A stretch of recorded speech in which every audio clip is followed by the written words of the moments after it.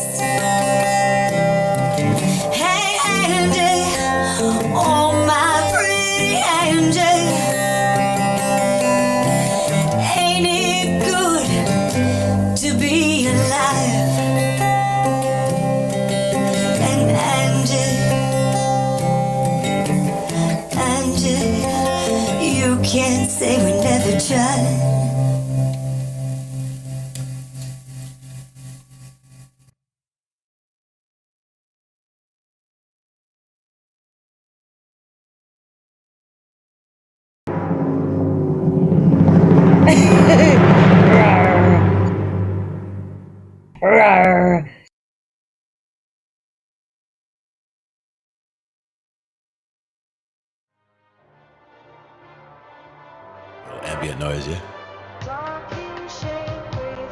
So now you're grabbing some band lab clips. Yeah.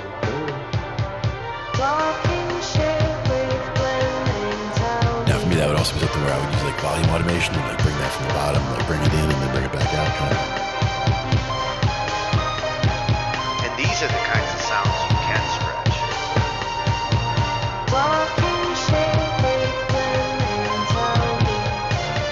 With this AI, like scratching it actually can be cool.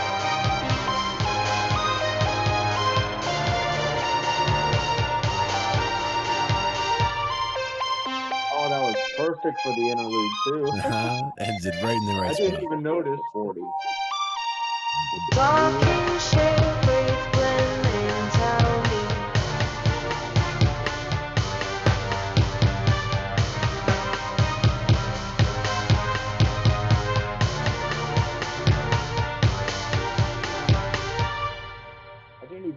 realized the texture faded out at the interlude until it happened. I'm like, wait a minute. Sometimes you just, it was just meant to be that way.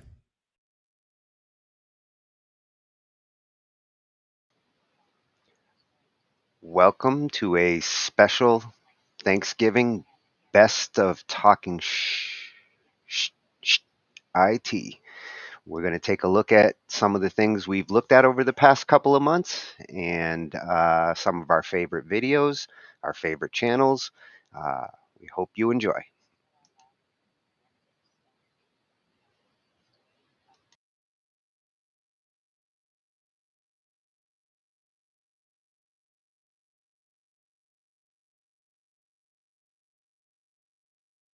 No Cash's version. So now we're going to shift over to some of the legal side and approach and get some advice from some of the legal music advisors out there on YouTube, which I think is an awesome resource. We're constantly looking for musical tips and tricks, but this is the kind of stuff that a lot of times you end up really having to pay for just to understand. So check out these resources on YouTube. It might save you a lot of money. And this one comes from Top Music Attorney, at Top Music Attorney on YouTube. Awesome great pick she got there. Miss Crystal. And she's live every Thursday too. Nice. Oh, well, now I know what I'm going to be doing before my show. Heck yeah. And she's an entertainment attorney, recording artist. Oh, she also is a musician, business instructor, podcaster. And looking at the videos, I almost put a couple of them up here. I could have run the rest of the episodes off of here because, I mean, everything we are always talking about.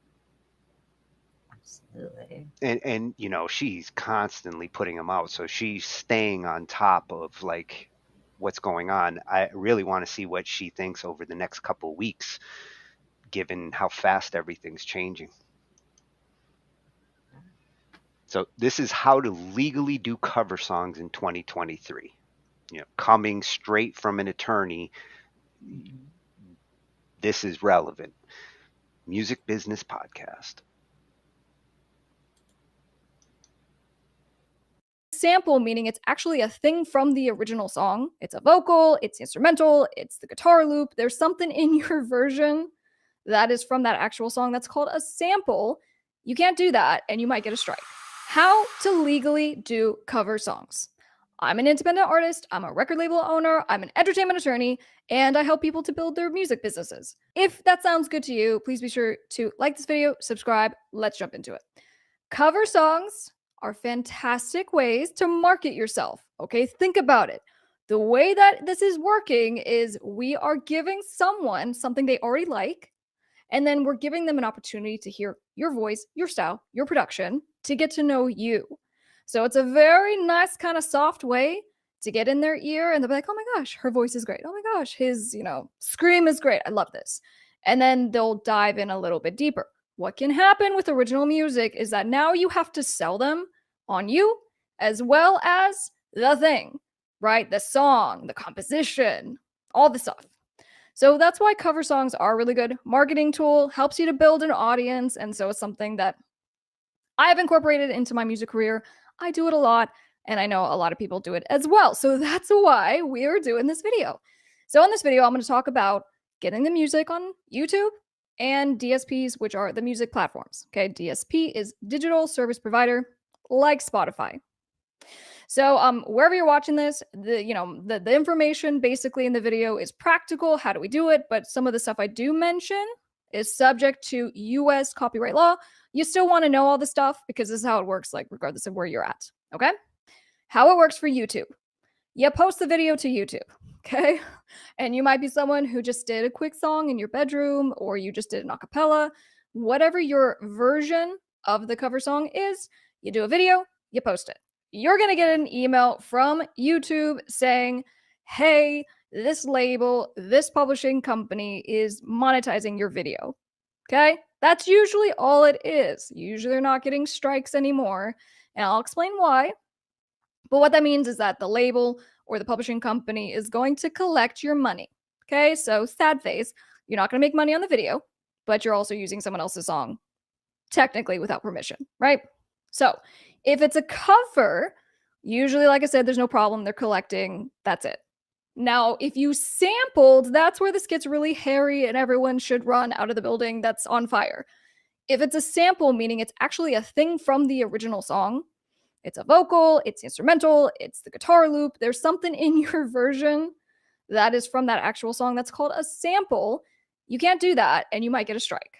Okay? It's a real no-no. You might get a block, you might get all kinds of bad things happening. I talk about the differences of sampling on the channel. Do some searches, you'll find some good stuff. So that's getting it on YouTube. When it comes to getting it on music platforms, we're going to register an account with a DIY music distribution company.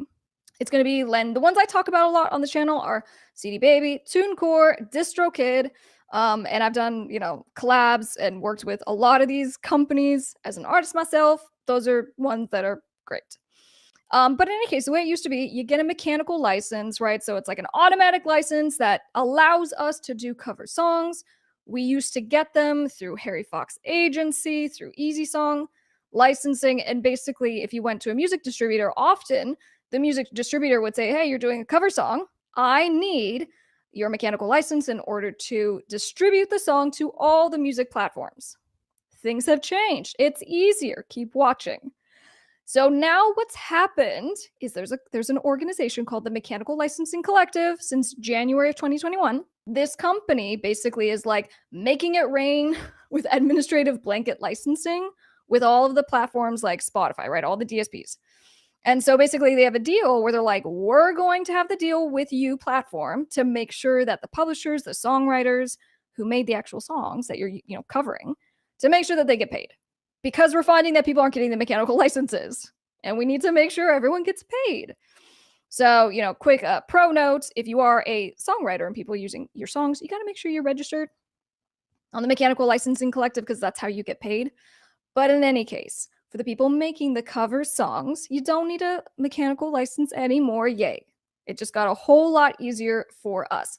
The only exception is going to be if you're still making things like CDs or vinyls. Okay, it's not covered. You still got to get the license for that. For 99.9% of you, you're just releasing digitally. So it's already kind of done for you. Yay. Now, what about the video components, you ask? You didn't ask that, but you need to know this. So going back to the YouTube, you just upload it. It's a pretty easy process. No real problems are going to come up, typically. But it's only because labels and publishers have deals with YouTube so that they collect your money. Because technically what you're supposed to do is to not only get the mechanical license, but you have to get what's called a synchronization license. So it says you got to take the song and you got to sync it to the video, which means you now need to get extra permission. And since no one's actually doing that, and it's easier for these companies to come and just collect your money, right? Because you're promoting their songs, that's what they've done. But you are technically supposed to be getting the sync licenses. Now, because most of the world to promote their cover songs, to promote their music, are uploading these videos to YouTube, the fact that those agreements are in place is a great thing. It's going to help you stay protected so you're not going to get sued because, quite frankly, a lot of these labels aren't going to sue you because it's going to cost the label $50,000 to sue you, and then they're not going to be able to collect because, we're starving artists and we can't pay, right? So if you want to learn how to basically do all this stuff yourself to be your own label, right? I have a course. I'll help you out. I'll teach you how to become your own label. Link down in the description below.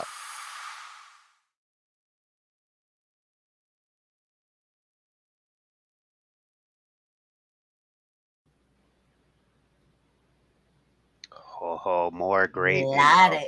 I was gonna say, she talked about different ways to get your cover stuff out, the licensing that you need. Well, to use both synchronization. audio and video. Synchronization license. Have you heard of that yet? That's a new one I for had me. not. Yeah. And I didn't realize, like, I know that some people like will take some videos, but not like the whole thing. You know what I mean? But a lot of times that's like I knew there was a separate license for videos. I just didn't realize that artists were actually going ahead and taking like the original artist video and uploading it and claiming like. Well, I've seen download it. I've seen fan-based videos of songs where, you know, somebody just wanted to do something creative visually to a song. And I wonder if that might fall under those situations. Maybe a lot of fan-based ones though, they try and like, well, like TikTok will have like the stitch or duet, things of that sort. I just usually the fans are in it, you know what I mean, or there's something like written in it that says I'm a fan, or this is, you know, this is a fan video. Yeah. If you put a good description up, hopefully that's your first point of attack in preventing having to explain later what you're doing. The more you give a detail of what you're doing, what you're covering, who it's by, the less they actually will give you crap. Right. Yeah. And to answer Jason's question, he asked, but does she like metal? I do. And does she get up in the morning? Because it's now metal mornings. Yes. Best way to wake up. So Miss Crystal, Metal in your cup. you can find her over at topmusicattorney.com and also at Top Music Attorney on YouTube. Again, this is a free legal advice resource that might save you a lot of money or pain in what you do out on these platforms. And I'm going to have to look into Easy Song because that's one that I did not hear about. I don't know if you've ever heard Easy Song, but she had mentioned that in the video as well. Like it did. I guess it covers just like Harry Fox. Pretty interesting. Yeah. Yeah, I like when they point us in good directions like that. That's right. Yeah, we were in Zoom. Settings. We were in Zoom when we started, so it's our fault. Mea culpa. How about that? There we go. Thank you. Much better. Now, yeah, you can bring the volume up a little. Let me. Oh, even when I'm up in here, like, is that too much? Or No, there we go. My volume was down. Wow, Restream, what are you doing to me? see, this is how we solve problems. Can you hear me? Can I hear you? Can I hear me? Can you hear you? Yeah, I hear Making you sure good everything's now. working. All right. And But you know yes. what's funny? That's what we're going to actually be talking about tonight is Indeed. gear. Mhm. The way to get your sound. WharZ. The way to get your sound from the air into a computer or through a speaker in some way. Gear WharZ. and actually, some of them are going to be about sound. Here, let me bring up what we do have lined up for tonight. Mhm. A little bit of everything when it comes to gear. Some computer gear, musical gear for guitarists, for vocalists, even drummers tonight. We got some finger pad drums from Yamaha that we're going to be looking at. Nice. So, but you know, the one I'm going to start with, I've been wanting to look at this one for a couple weeks now because I love my trackball. And for those of you who have never tried trackballs, when it comes to like music editing and video editing, I wouldn't use anything else. I mean, the mouse is okay, but trackballs really lend themselves to music. Yeah, that's the one. Oh, you got the nice one too. I still have a couple of old school ones with the red ball. Oh, your mic's gone.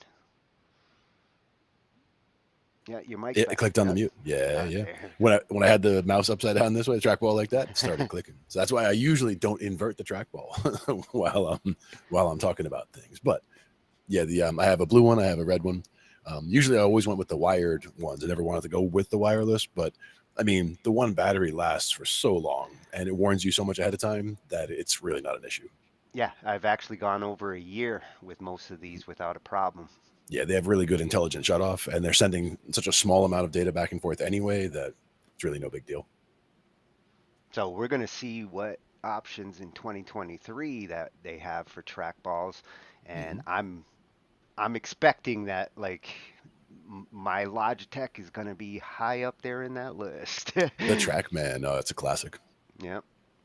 And we're going with our science, like we did last week. Mhm. Oh, gotta.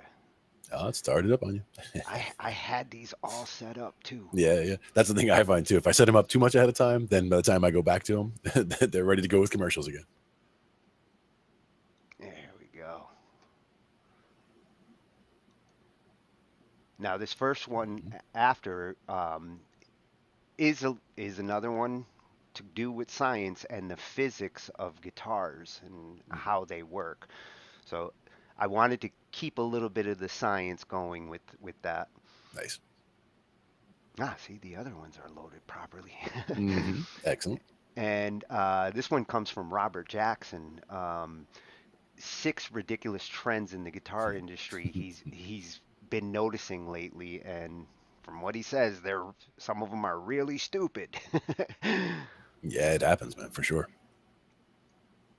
And uh, not to ignore like the folk artists out there because I love folk and John Mayer music. He's going to show us a guitar that has a rubber bridge, something that I Rubber Bridge. I did not know. Like, there were guitars like this. I've seen plastic bridges, I've seen bone bridges, but a rubber bridge, I don't think I've seen. Yeah, yeah, and the price is not too bad. Hmm. And speaking of price, we're not going to ignore the bassists. And this one, I'm curious because you've seen some like bass pedal setups with some of the gigs that you cover, and you know the bassists that you've worked with, and Hmm. he's got a budget bass pedal board build. You Nice. know, the How to pedal get board started? Yeah, kitchen. yeah, Yeah, yeah. And that one's coming from Tommen's Guitar and Basses. yeah. And I think that's Guillaume. Yeah. And another one that I've been anxious to look at for the last couple weeks, Focusrite just came out with their Gen 4 Scarlets, and we recommend Focusrites all the time. And now with the Gen 4, I'm really curious to see what they've improved on, and we're going to compare it against the Mark of the Unicorn M2. So this one comes from the Garage Band Guide, one of the channels we've actually looked at in the past. Great reviews on equipment, so that was my go-to to see what's up with the Gen 4s. Now, someone was asking about how that even work holding a pitch on a rubber bridge. My thought is it's probably like a really heavy rubber that's more. It would probably feel more like a plastic, like that heavy of a rubber, where it's not like super springy. That would be my guess, Yeah. but we're gonna find out. And then coming from the Focusrite, because the reason why we tend to recommend they have great mic preamps, but Hmm. Colt Capper Caparun, another channel that like we've hit on a couple times. He has awesome hardware reviews, and he claims this is the best mic preamp ever, which Nice. is a big claim, and he even Big says it statements. himself. Yeah, Hmm. but I definitely wanted to check this out and see what kind of options are going on with that. Hmm.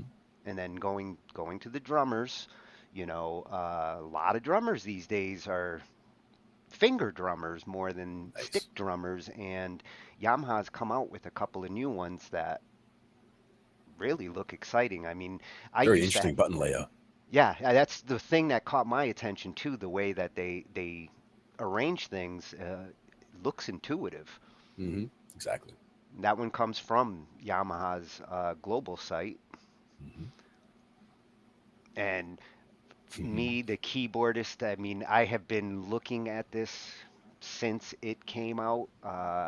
It's one of those synth solutions that they throw everything and the kitchen sink into this synth software solution. The nice thing when you get Contact is you get the full blown software, and they've got a keyboard that really complements it, and I really want one. Yeah, I If want one you are too. listening out there, Contact, well, I would love to try it out. I mean, I'm a bass player, but I want one anyway.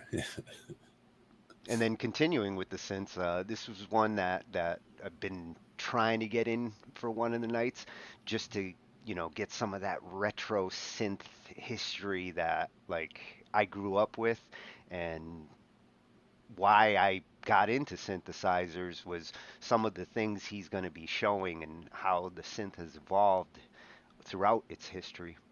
Mhm. And that's Dr. Mix. Yep. I think we have that one hiding in the stove. Yeah, I didn't delete it. I kept that one in the stove, let it cook Yep. a little more. Nice. And Nectar, I've been swearing by Nectar when it comes to mixing vocals. It's Nectar 3 was such a time saver for me. Still using it, but now I can't wait to see what they've done with Nectar 4. Isotope coming Mhm. straight from them. They're going to show us what Nectar 4 is bringing to the table. Nice. Good, solid all around stuff. Yeah. For sure. So our next one is a freshie and a very cool channel. Like this one is another one that there's, when we go through topics, when I find these channels where it's like, okay, they talk about this, they talk about that. We've already talked about some of these things. Mhm. This is going to be a good long-term resource. Nice. It's coming from Adam Ivy. Mhm. Yeah, Adam Ivy, smart man. And he's Mhm. also got, website, adamivy.com. Very smart man. Mhm. And again, when you look at the channel, like, yes, we will probably be talking about all this shit eventually. Exactly. Lots of crossover material. I like it. Yeah, but Different perspectives. Yeah. he fit in perfectly this week because he's going to talk about marketing and, again, plays in with social media etiquette, how you market yourself, and it ties into the branding. And efficiency. Stop wasting time. And this was the newest. Like when I was looking for this, a lot of the videos I found were 2-3 years old, still relevant. It's not like much has changed, Sure. but he's going at it 2023 style. Nice. How to market your music 2023. Stop wasting time. Yeah.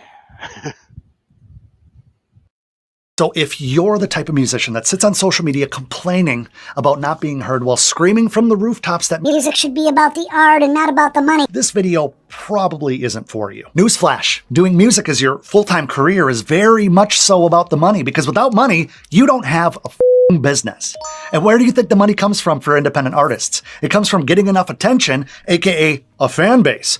Crazy concept, I know. This is something the purists hate talking about because apparently, to some people, getting paid for the blood, sweat, and tears you've put into this for years makes you greedy, makes you a soulless capitalist who embodies everything wrong with the music industry. All right, let me calm down a second. Look, I'm here to cut through that played out narrative. I'm here to shake you guys a little bit. I'm here to convince you that you're worth more than you think.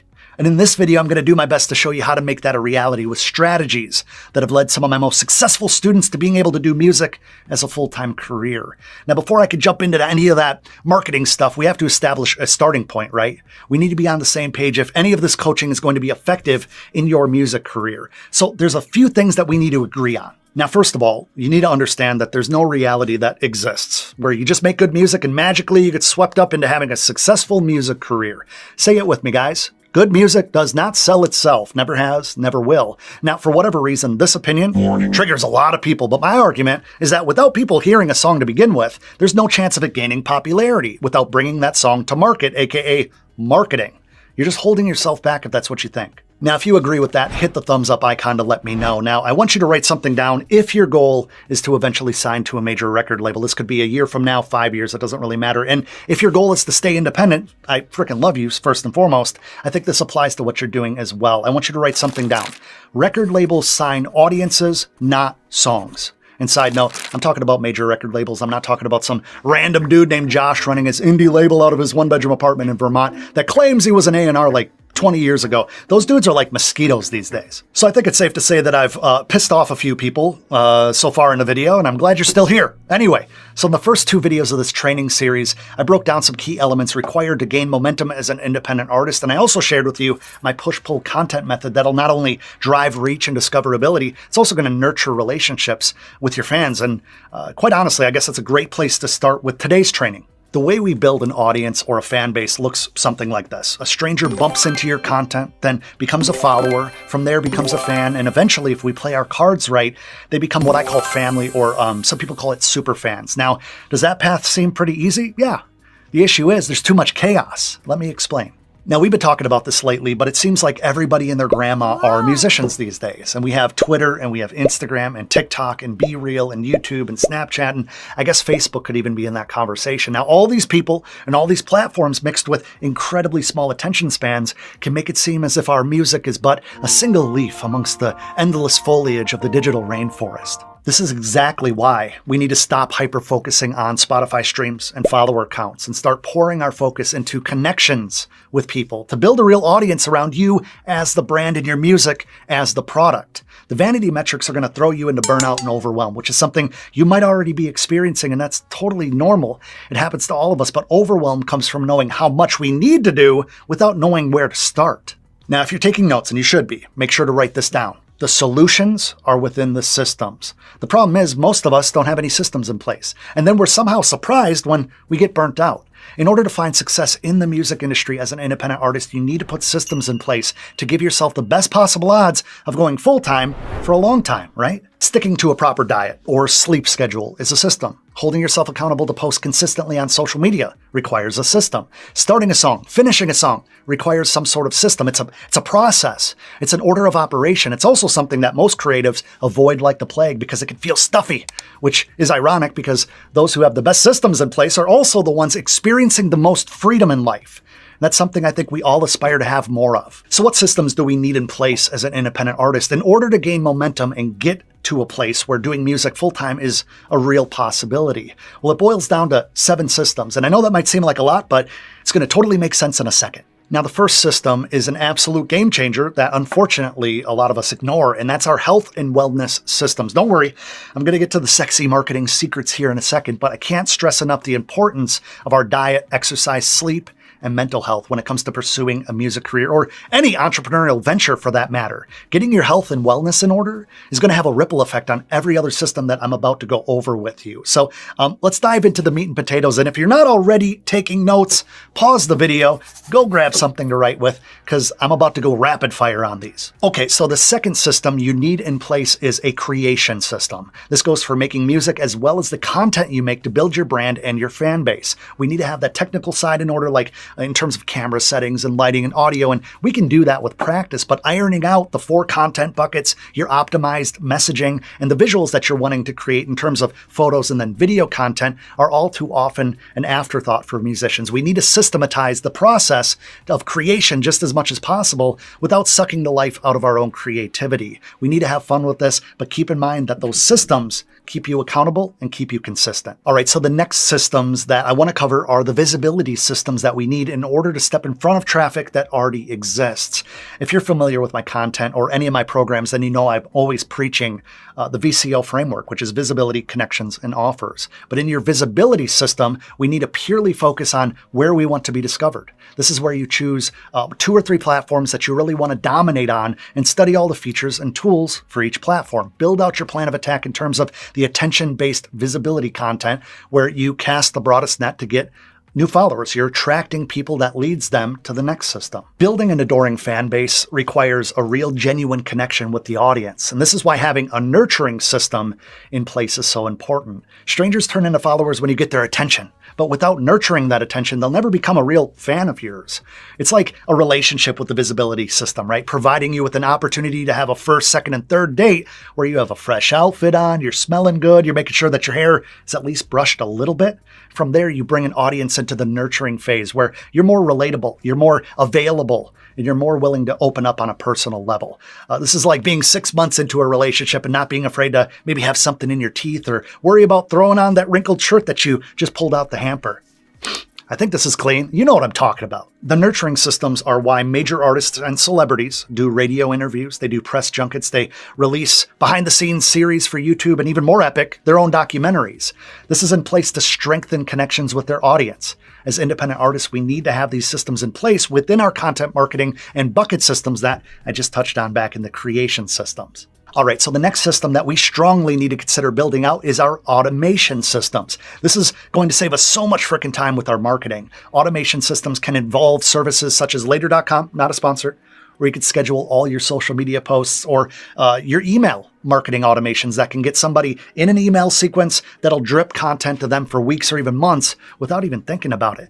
Let me know if you want me to talk more about the automation systems in a future video, and I'd be glad to share a bunch of the different tools that we use and my students use. So let me know in the comments below. Got another sparkly one for you. So that's the promotional systems. I mentioned earlier that we need visibility, connections, and offers. So your promotional systems are all about what you have to offer your audience. This could be the system you have in place to build hype around your new single or an upcoming merch drop. Getting attention, nurturing that attention has to lead to some sort of offer if you ever want to go full-time with your music, because the offers are where you finally make money to support yourself. And here's some bonus sauce for you, right? Keep in mind that there's really only 3 types of content that we can create: attraction content, nurturing content, and promotional content. And all 3 fall perfectly into their respective systems here. The problem is that most musicians overload their audience with promotional content over and over again, which turns off that audience and stops them from bringing new people into their content ecosystem. And trust me when I tell you that once the relationship is built with actual fans, there won't be any need to beg for their attention.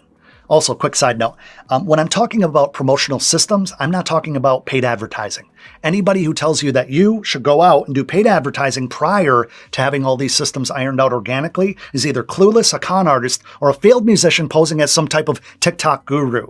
Paid ads are effective once you have the organic systems up and running, but if you're tempted to piss away your money on Facebook ads or promoted TikTok posts without having any way of capturing that traffic, I suggest taking an ice bath, maybe having a loved one slap you in the face to hopefully snap you out of that nonsense. All right, so speaking of traffic, we need to know what that actually looks like and then modify our plan of attack to get as many conversions out of that attention as we can. This is where your tracking systems come into play.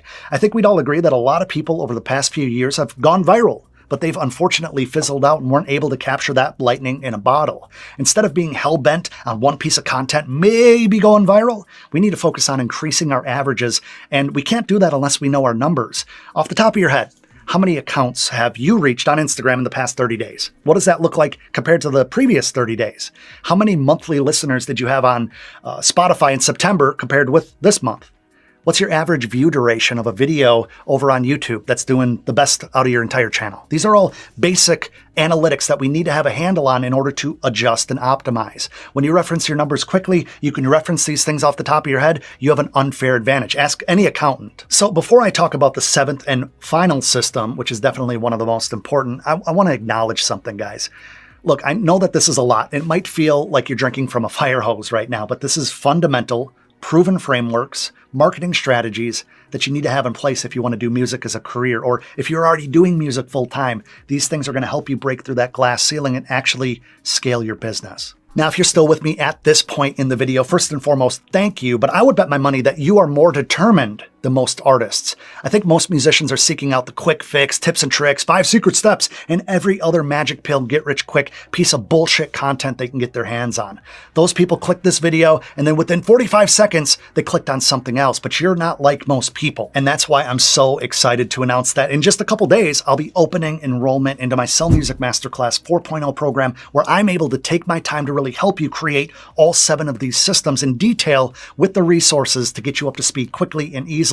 But that's just scratching the surface. As always, spots are going to be limited, so if you haven't yet, I would highly recommend reserving your seat and joining my early bird waiting list. By being on that early bird list, you're going to receive early access to registration 24 hours before we open the doors to the public. Now, with only 300 total seats available, this is going to be a very limited opportunity, so make sure to click the link in the description box and get your name on that list as soon as you can. Now, the last and final system that we need to make sure that we have in place is your Any guesses? Your time management system. We all have 24 hours in a day, and it's what we do within those hours that separate the winners and the losers. Having a plan, being scheduled, following through on tasks, and learning how to properly prioritize is key to getting your business off the ground. I absolutely love an organized, color-coded calendar in combination with a productivity planner, but there are a ton of different tools out there that you can use. One thing I encourage you to do is log your day and write down all the pockets of time throughout your day where you're consuming content. Then make a log of all the times that you are in creation mode. Give the world more than you take, and you'll find yourself in a pretty dang good situation. Having a successful music career comes from having dialed in systems, consistency, drive, aggressive patience, talent, and of course a little luck. But keep in mind, it only takes 2,000 engaged fans who are willing to pay you $5 a month to make 120 grand a year, which is more than 80% of Americans. That's with 2,000 people. Now, if you want to be a little bit more cynical or less optimistic, we can cut that in half and you're still making $60,000 a year, which is more than most starting salaries for those who have a 4-year degree. Now, I could throw around numbers, and this is not a financial claim, but the point I'm trying to make here is that it's very possible. You can do this. You just need to have your systems in place. Don't go into this blindly convincing yourself that you'll figure it out. Get help and save yourself a ton of time and headaches. Over the past 10 plus years, I've scaled 2 6-figure businesses, including my own music career, which I did full time for 8 years, and then went on to scale 2 7-figure businesses. So I'm pretty confident when I tell you that I know a thing or two about implementing systems and making the most of my time. That's something that I would be honored to help you with in my upcoming Sell Music Masterclass 4.0. But that's not even the most exciting news or the biggest announcement of this video. It's actually my birthday in just a few days, and on April 25th, which is a Tuesday, I want to invite you guys to the party. This year, to celebrate my birthday, we're going to be doing a free live training to help you guys get more fans, get more streams, and make more money with your music. Now, this is something I've never done before. I'll have special guests popping in. I'll be giving away a ton of freaking awesome gifts to those hanging out with me, like gift cards, music gear, books. You got to be there live. And on top of that, I'll be answering all your questions live on the air. Now, we're limited to how many people can join the stream at one time since this is a private party, so make sure to register ASAP over at AdamIvyBirthdayBash.com, and there you'll find the times and all that stuff. That's right, AdamIvyBirthdayBash.com. Guys, let me know in the comments below if you're going to come hang out with me next week for my birthday, in which of the 7 systems you're going to focus on first. Again, I'd love for you to come celebrate my birthday with me in a free live training. Just go to the link in the description box below or go to AdamIvyBirthdayBash.com, and I'll see you there. Yo, happy belated birthday, Adam. Happy belated birthday. And that's how you say it like it is. I love his straightforward approach, not afraid to like piss a few people off by telling them how it is. But at the same time, if you felt pissed off by what he was saying, he wasn't pissing on you. He was like saying, these are parts of the industry that you just have to realize how they work. Yep. He's giving you his perspective. Yeah.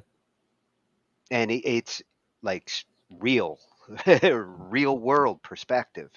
I like it. His classes are likely worthy of, for anybody who's looking to really build a channel and go that level.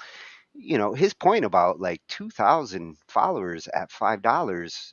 Yes, you got a better salary than the average bear. Mm-hmm. Yep. And again, going from 0 to 2,000 people signing up for $5 a month, that's not a small task. But at the same time, it's a workable framework, understanding the steps that need to be taken and how to get there. It's not undoable. That's his main point, is that it is not that difficult to make that happen. Yeah. And I actually did take notes. The moment he said, you're going to need to take notes now, I was like, okay, fuck, loaded up the text file, because every part of his system, the way he laid it out and the order that he did and how they relate to each other was spot on. The first one and the last one are life advice, health and time management. We don't have to be talking about music here. Those systems are something you want. Pop quiz, you were writing things down. What were the 3 types of content that we were creating? On the creation system? Mm-hmm. Yep. Well, I wrote down creation system. As far as the content with musicians, we were trying to create one stuff that was promotional in content, or nurturing, or a third one. There were 3 of them. I was trying to remember what the third one was. The first promotional, one, nurturing, and the last one should actually be the content. If you're an artist, it should be the actual material. We'll have to check it out Which, later. which That's the kind of thing you got to write down in the notes, though. the next parts of his system, he went into visibility. You know, that's where you get that content out there and seen. And then from visibility, nurturing, which is the one you hear all the time, like you need to post regularly every day in order to nurture your followers and your fans. But again, the right kind of content, because if you're posting promotional material every day, that is not nurturing your fan base. That is Bingo. beating them over the head with the promotional stuff. That's what I was getting at the 3 different types, was that so many people, they feel that engagement thing and they say, oh, I have to engage all the time. And they keep doing the promotional, never just sending the nurturing or, you know, the background and stuff or the bonus things. Hey, thanks for being a member for so long. Here's some background stuff, some bloopers, whatever. It can be anything, but they're it's extra stuff. Yeah, he did not ignore that. He mentioned the dangers of over promotion. If all you're doing is promoting and there's never actually any content that really sustains that audience, then yes, you are just a constant commercial. Right. And that's what you want to avoid. Constant engagement, good, but the right kind of engagement is important. Yeah. And his automation, he did mention later.com, which I want to check out because, you know, when it comes to strategic timed posting, once you're really going and you're like, oh, I got to put this out over here, I got to put this out, you could spend all day just promoting across all these platforms and finding a solution where one button click, set up your posts, and then blast it out where it needs to go, where it fits. Worth checking into that. I might add that as a potential topic for the future. Right. Yeah. Oh, there it is. That was that one. The next one is about the music history for the 40,000 years, right? Yeah, and reason why this one was interesting, because I'm constantly wondering, like, where did instruments start? Like, where was the first guitar? Where was the, you know, I guess the woodwinds or the winds and the percussions would have been the first instruments, right? I mean, percussions for sure. I mean, you can bang on things before you have to actually make anything. You know, you can just smack a rock against something and be, hey, I like the way that sounds. You know, that's the least complicated of things, you know, besides clapping and other kinds of human sounds that you could do like that. But then getting into things like carving, you know, woodwinds, when you're getting into the carving stuff, sure. Oh, that's a good point. Clapping probably was the first drum. Sure. It's built in. Exactly. Don't have to go far. So this one comes from at Big Think over on YouTube, and you know this is our kind of channel. Oh, yeah, I like it. They got Einstein up there. Indeed. Smarter, faster. And they do have a lot of interesting videos about everything, not just music, science. We love it all. Yeah, absolutely. And for this one, Michael Spitzer is going to talk about the 40,000 years of music that we've evolved through. And we're going to condense it down into 8 minutes. Okay. Good timing.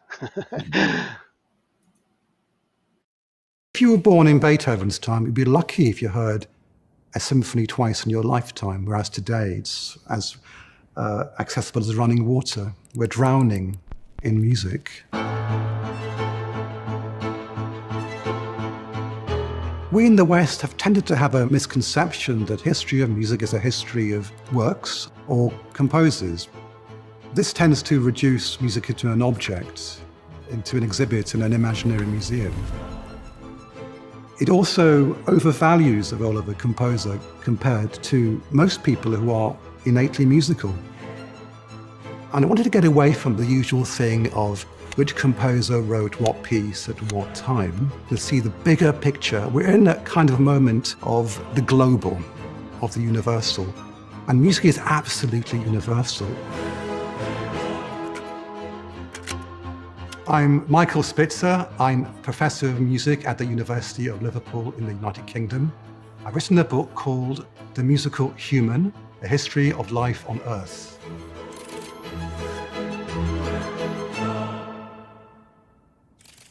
It's almost inconceivable to write a prehistory of music because Edison invents the phonograph in 1877, and prior to that we have no record of any sound.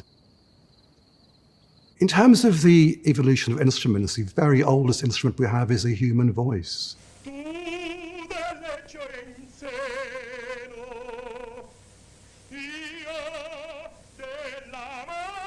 We also have lithic instruments made of rock, such as stalactites, or the famous rock gongs in Tanzania.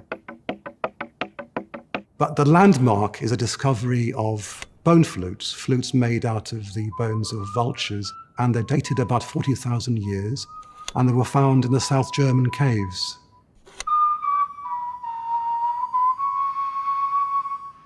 One of the problems with instruments is that the materials biodegrade. So we have to work inferentially by mapping from what we do know. If you're looking at the broad picture of the evolution of sapiens, then the epochs are hunter-gatherer, farming community, and then the founding of cities and city-states. And each of these epochs is associated with mentalities. So hunter-gatherers tended to be nomadic, and if you're essentially journeying through a landscape, what you don't do is carry heavy instruments. Music has to be portable, ideally just a voice, or if not, a very light flute or a small percussive instrument. And if you look at the music that is played by the Cameroon Pygmies, every time they play a piece, it sounds different.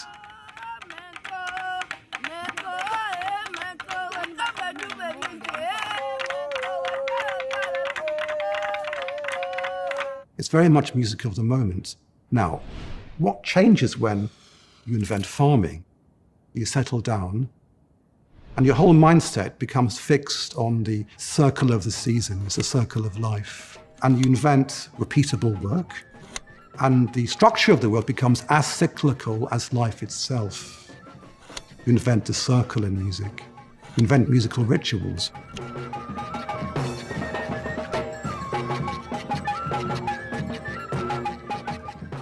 And once music migrates from the farm to the town, certain changes happen. Instruments can become heavy because you start to set quite permanent roots into the town. You create heavy instruments like bells and gongs, but also very delicate ones like harps and lutes, which will be damaged over a journey. And music's function now also changes with the growth of social hierarchy. The job of music is to be a handmaiden, to serve the power of the prince or the church. And musicians become professionalized, and their job is to create music to be listened to for people with leisure. And this is the origin of what we call concerts.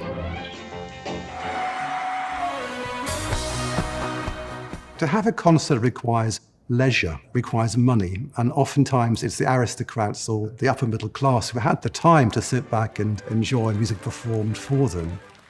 For most people over millions of years, that didn't happen. Away, hold away, hold away together, away. So the rule is that most music was performed functionally, as we say, whistle as you work. Away, hold away, hold away, Joe. Also, it was performed in a participatory way, so there was no distinction between those who create the music and those who listen to it. It was the same people.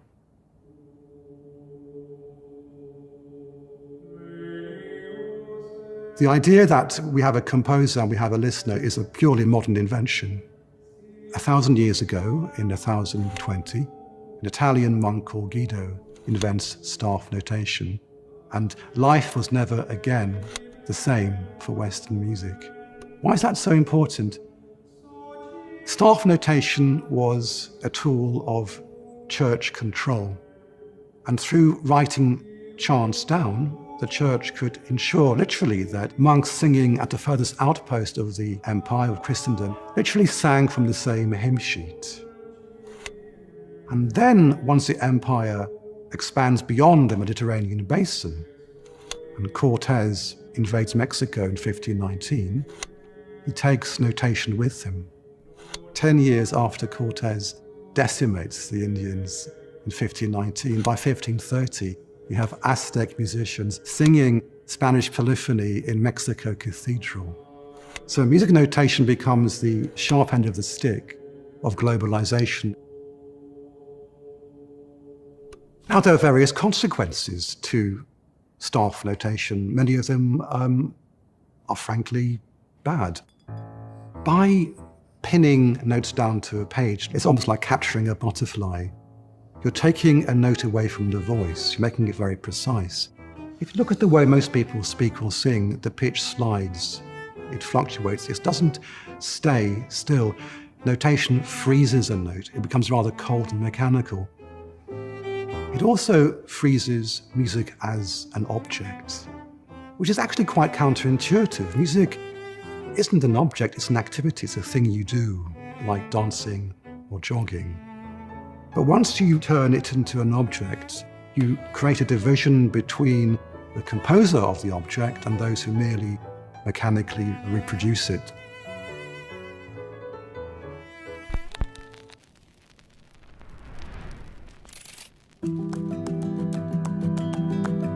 We're regaining the participatory condition of music, which was the norm thousands of years ago, where we all had an equal stake in creating and enjoying music. Greater integration with technology has served to accelerate a cultural change, and we see that in the extraordinary role of the internet. We can both create music in our homes and share it. The original bone flute was a piece of technology. It serves to extend human capacity. It extends the voice, which extends our imagination. I think it's fair to say that just as what Stockhausen or Beyonce is achieving today would have been completely out of the comprehension of a Mozart or a Beethoven a few centuries ago, we can't even begin to imagine the possibilities awaiting us in the future. Get smarter, faster with videos from the world's biggest thinkers. To learn even more from the world's biggest thinkers, get Big Think Plus for your business. Oh yeah, I like that a lot. With Yeah, classical music. that bigthink.com definitely looks like a cool site to go check out. Yeah. Now with classical music, that was the one thing that when I learned piano as a kid, everything was about learning how to play this piece in this way, and so it was very much the seeing it on the page didn't translate to me in my head. Like I didn't hear what I'm supposed to hear when I'm seeing it on the page.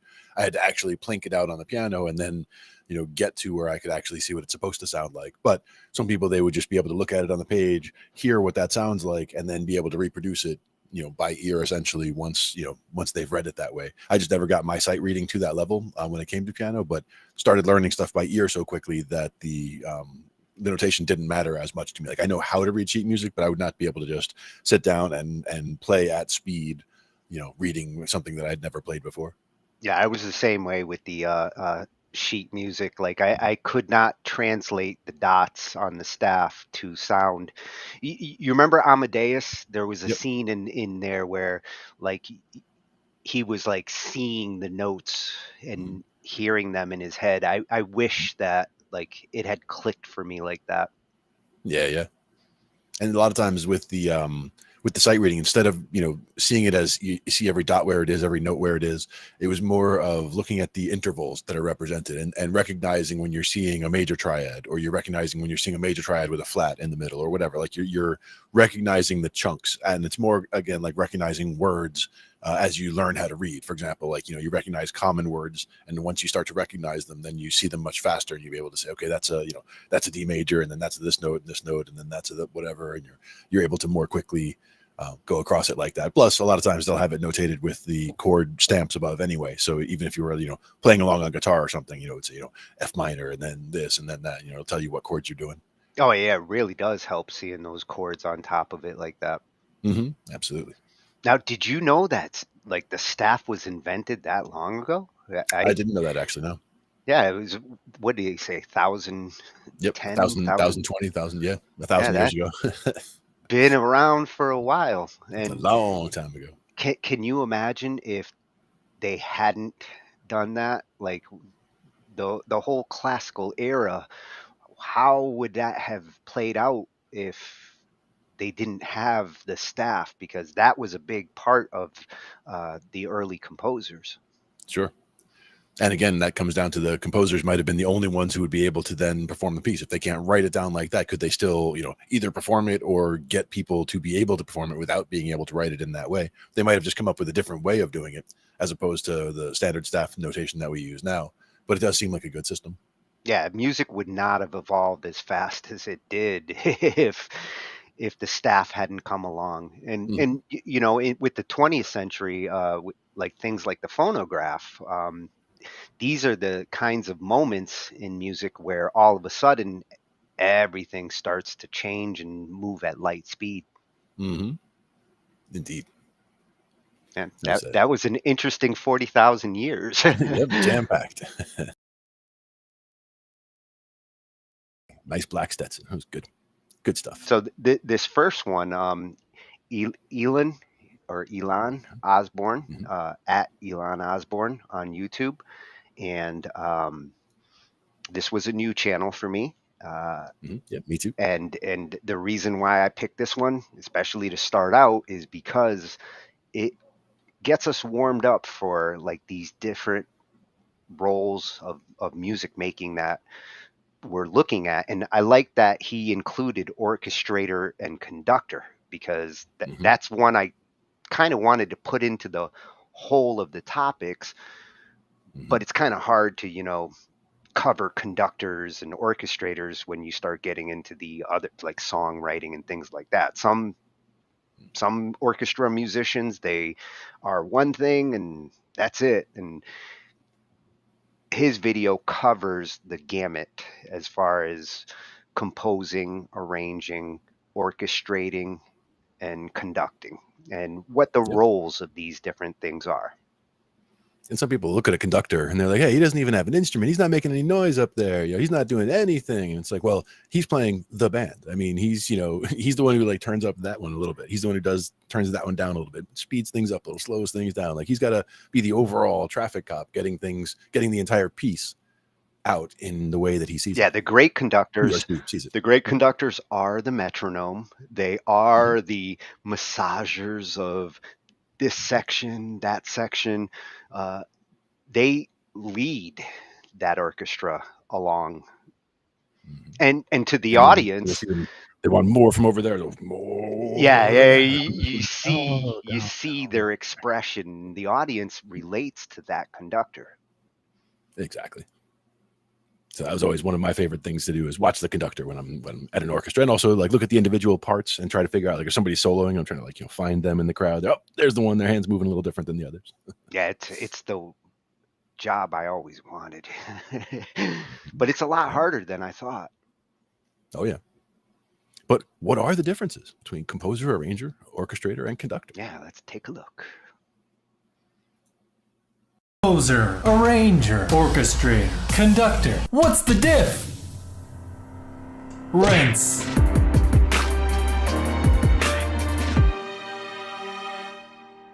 Hello, I'm Elon Osborne, and welcome to my YouTube channel where I talk about movies, audio, and music. But more specifically, we'll be talking about a music-related subject that I know so many people have been waiting with bated breath for me to talk about. I mean, look at this Twitter tweet from the Music Goose that reads, at Elon Osborne. Can you please make a video about the difference between a composer, arranger, orchestrator, and conductor? I is honk fused. Thank you, Music Goose, for such a wonderful question that I myself have to go and Google real quick just to make sure I know the difference between the four. And by the way, don't even think about searching for the Music Goose, because you know what happens when you go to Twitter and you type in at music honk honk into the search bar? No results! And you know why? 'cause I made it all up. That's right. I spent an extremely long 5 minutes Googling an Adobe Illustrator template for a mock Twitter post, and I couldn't find what I was looking for. So I did it the old-fashioned way, and I created a Twitter post mock-up myself, which I can now use for future videos. You see, I take 30 minutes out of my day to fabricate something that only has 5 seconds of screen time for you. I do it for you, people of YouTube. But why? So now that you only wish there was a Twitter handle at @musicmusichonk that actually existed, and that there was an accompanying t-shirt, or maybe, just maybe, the t-shirt does exist? Could a link be in the description below? I don't know. Composer. So you want to be a composer, eh? No. Okay then, what is a composer exactly? I don't know, you tell me. Think of it this way. A composer starts with a blank canvas. No notes written, no melody, just... From nothing, a composer creates something. Steven Spielberg asked John Williams to compose a score for him. John Williams is sent a rough cut of the film with usually maybe some dialogue and sparse sound effects thrown in maybe. But normally it's just a real rough cut version of the film. From nothing, John Williams writes melodies that will be remembered for generations to come. And speaking of the film industry, sometimes a director will send a rough cut of the movie to the composer, which actually has temp scores in the various cues that they want, just to give the composer an idea of the type of music that he wants in a particular part of the movie, or the genre, or the feel, etc. Now, depending on the project, being a composer means you might just write the melody of the music, and that's it.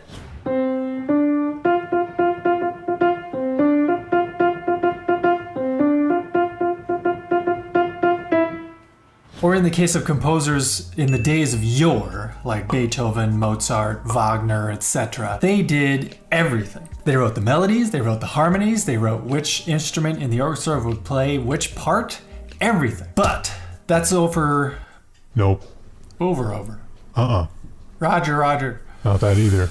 But that's overlapping into some of the other jobs that I'll be getting into in this video. So, without further ado, next up is arranger. So a composer makes something from nothing, right? Right. Well, an arranger makes something from something that already exists. Take this sheet music one can purchase for AC/DC's You Shook Me All Night Long. Obviously, this piece wasn't originally written for a string quartet. Then why is it available to download for strings? What sorcery is this? Because it has been arranged for a string quartet by Bojana Jovanovic. He took a song that already existed and he rearranged it to be played by 4 stringed instruments. That makes me wonder what it would sound like if you arranged the same song for 4 tubas.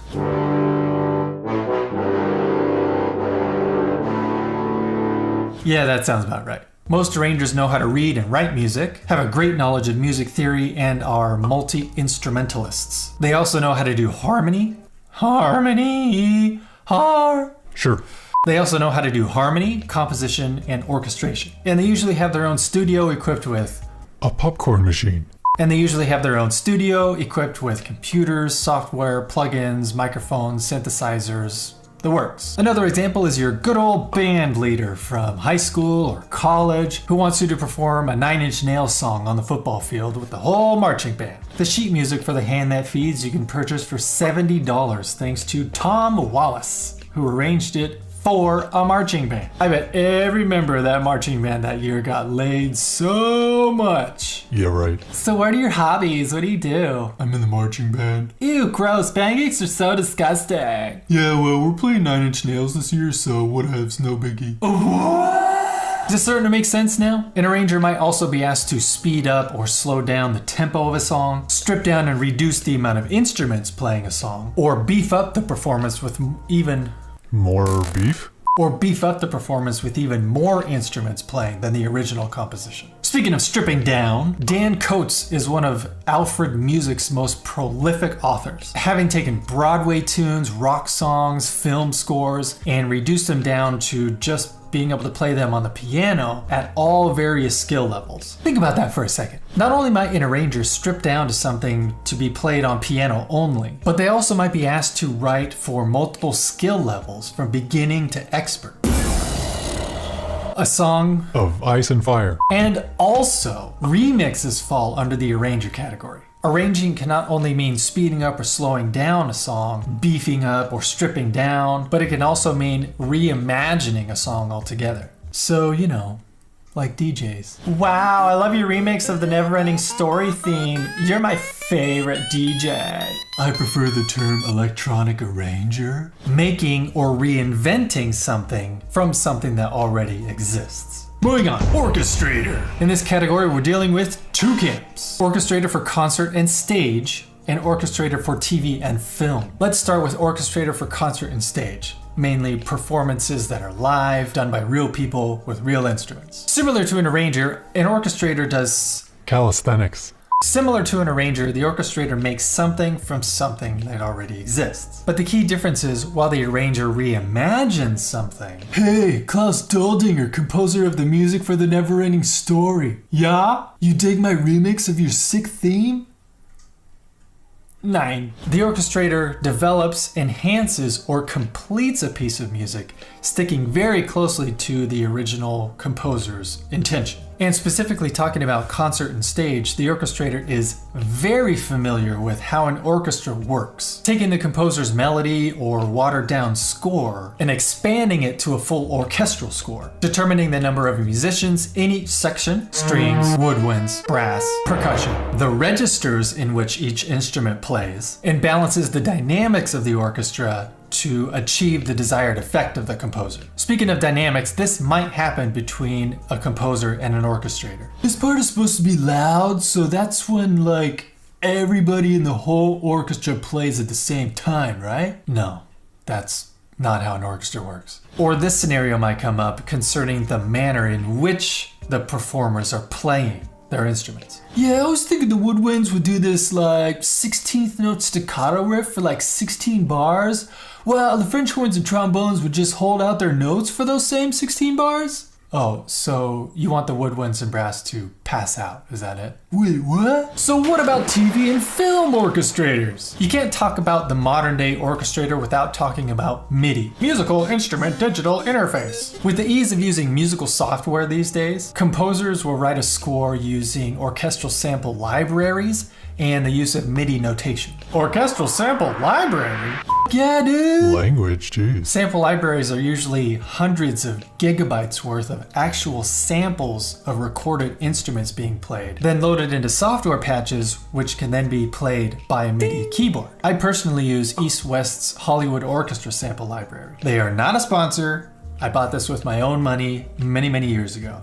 So there. Fine. So these days, TV and film orchestrators receive a MIDI score from a composer, complete with assigned instruments and when and where they will be playing, as well as an MP3 or WAV file, so the orchestrator knows how it should sound when it's complete. The orchestrator then takes these two sources and works it out into a full-fledged working score that can be played by actual musicians on stage. But only if the project has a big enough budget to allow live recordings of that score to be played by real musicians. But what if they don't have the budget? Well, here's a little subcategory of TV and film orchestrators. MIDI orchestrator. Since sample libraries sound eerily close to the real thing nowadays, projects that don't have the budget, like many TV shows, will have the score be only synthesized. In this case, the MIDI orchestrator still receives a MIDI score and an MP3 from the composer, but then using their knowledge of how an orchestra actually works, they then retool the MIDI score using their own sample library to make it sound like an actual orchestra is playing the correct parts at the correct time, and then that final synthesized recording is then used in the TV episode or whatever. So the MIDI orchestrator tends to just stay in the digital realm. Using computers and stuff, and their own sample libraries, staying in their deep, dark caves, never to be seen again.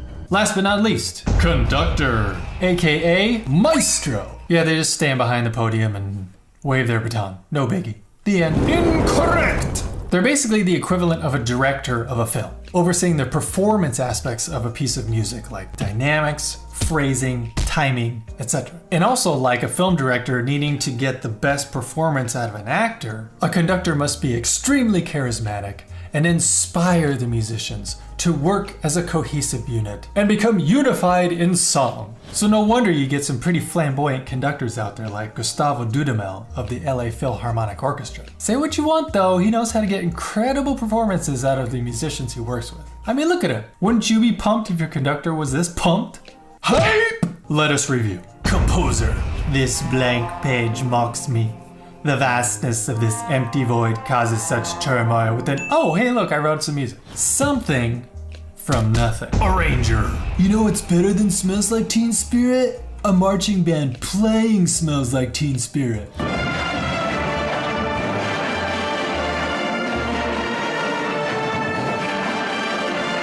Something and or a reimagining of something that already exists, which can mean both working with the composer or doing it unbeknownst to the composer. Dig my remix?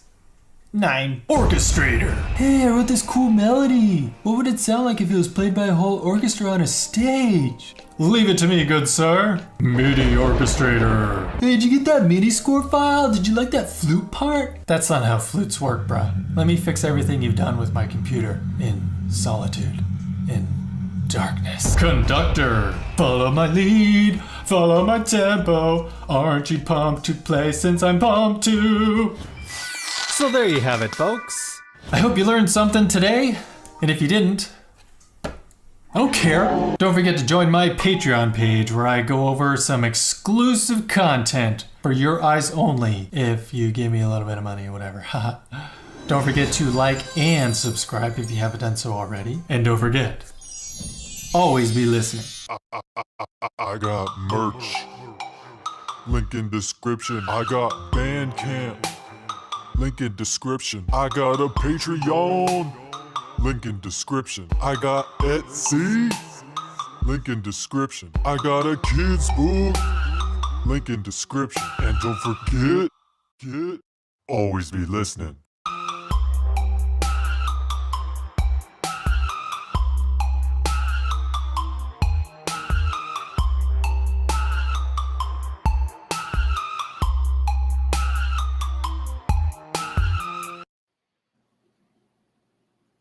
Oh, he even got his own little hip hop theme. Yeah. He's got all the bases covered. It sounds like he's doing it all right. Yeah, at Elon Osborne on YouTube. Tell me he didn't remind you a little of Stevie T. He's got that same kind of energy and Kind of. Yep. crazy humor. Yep. Can be, some people find it a little distracting, but I like it. I thought it was well done. No, it's more lighthearted. Yeah, exactly. And man, Now- he cleared up the differences between those 4 different roles. Oh, absolutely. And you do find that, at this point, you're some people, they go through all those as stages instead of being, separate jobs or whatever. It's like, hey, I have nothing. So, okay, I'm going to songwrite. Now I have something, and now I can be the arranger and figure out how to make that sound better.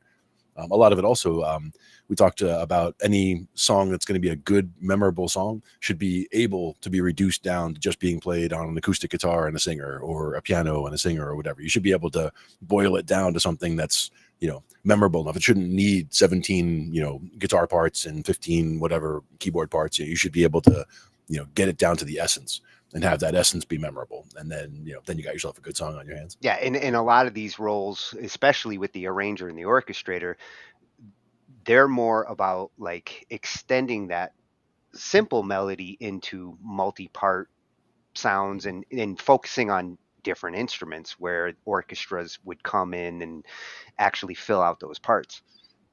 Yep.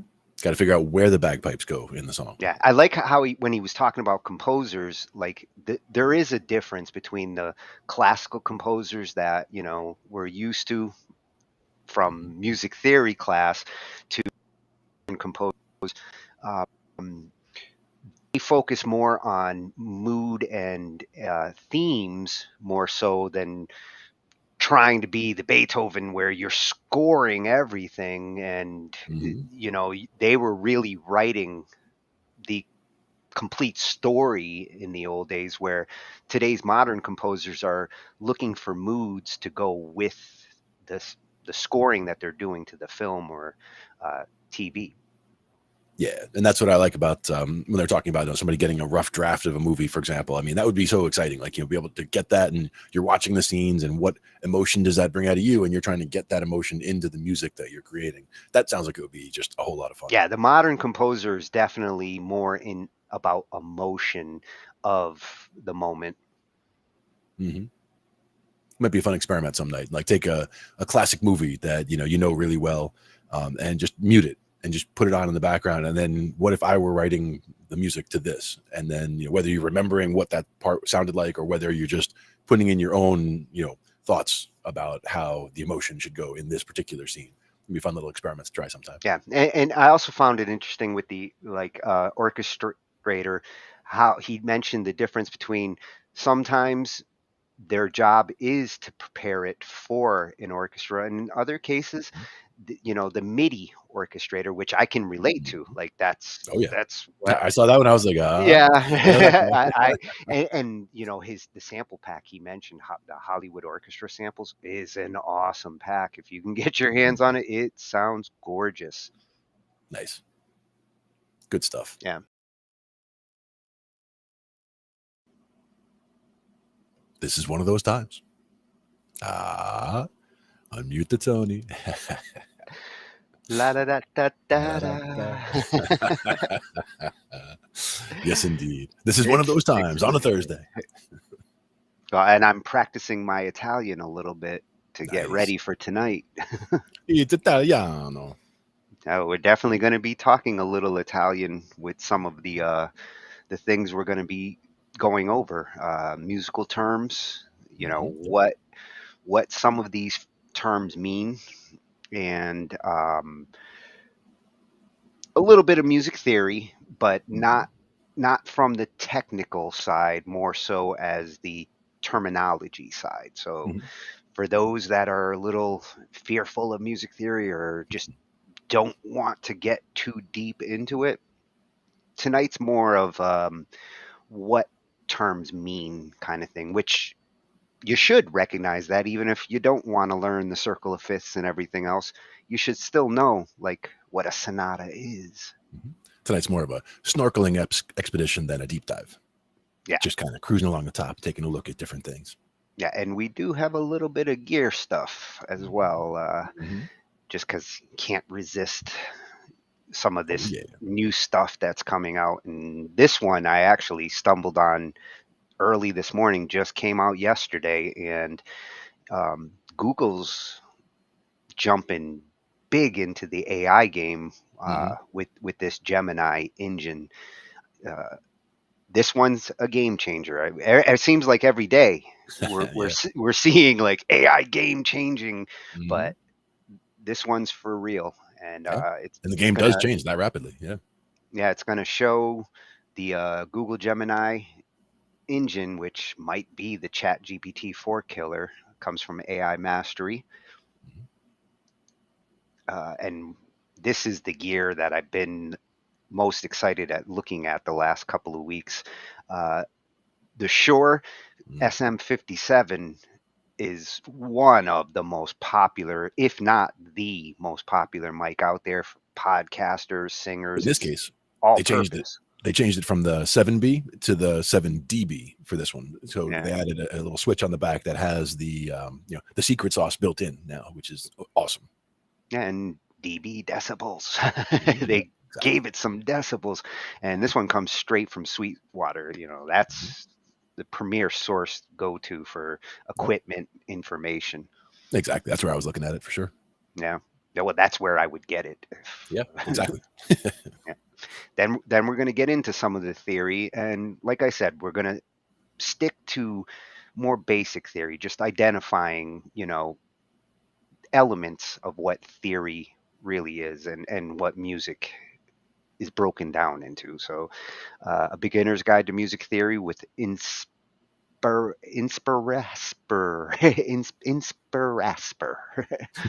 Nice. Need Ange for these names. Inspirasper. And like I said, a little bit of Italian's going to have to be learned tonight, because a big chunk of our musical terms and theory comes from the standards that they set. And they kind of set these words. So not only are we going to learn what they mean, we're going to learn how to say them. Nice. Little pronunciation guide. Yeah.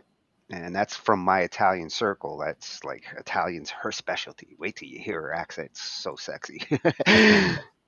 And elements of music, again, what makes music theory, and start to get into form and some of the things that we actually talked about last week with arranging and composition and things like that. Mm-hmm. And another one that I've been interested to see, BandLab is now gearing up to kind of break Cakewalk apart, and there's going to be a Cakewalk Pro and this one, which I've been wondering what it's going to be. And Zane got his hands on an early beta of Cakewalk Next, so he's going to let us know what he found. Nice.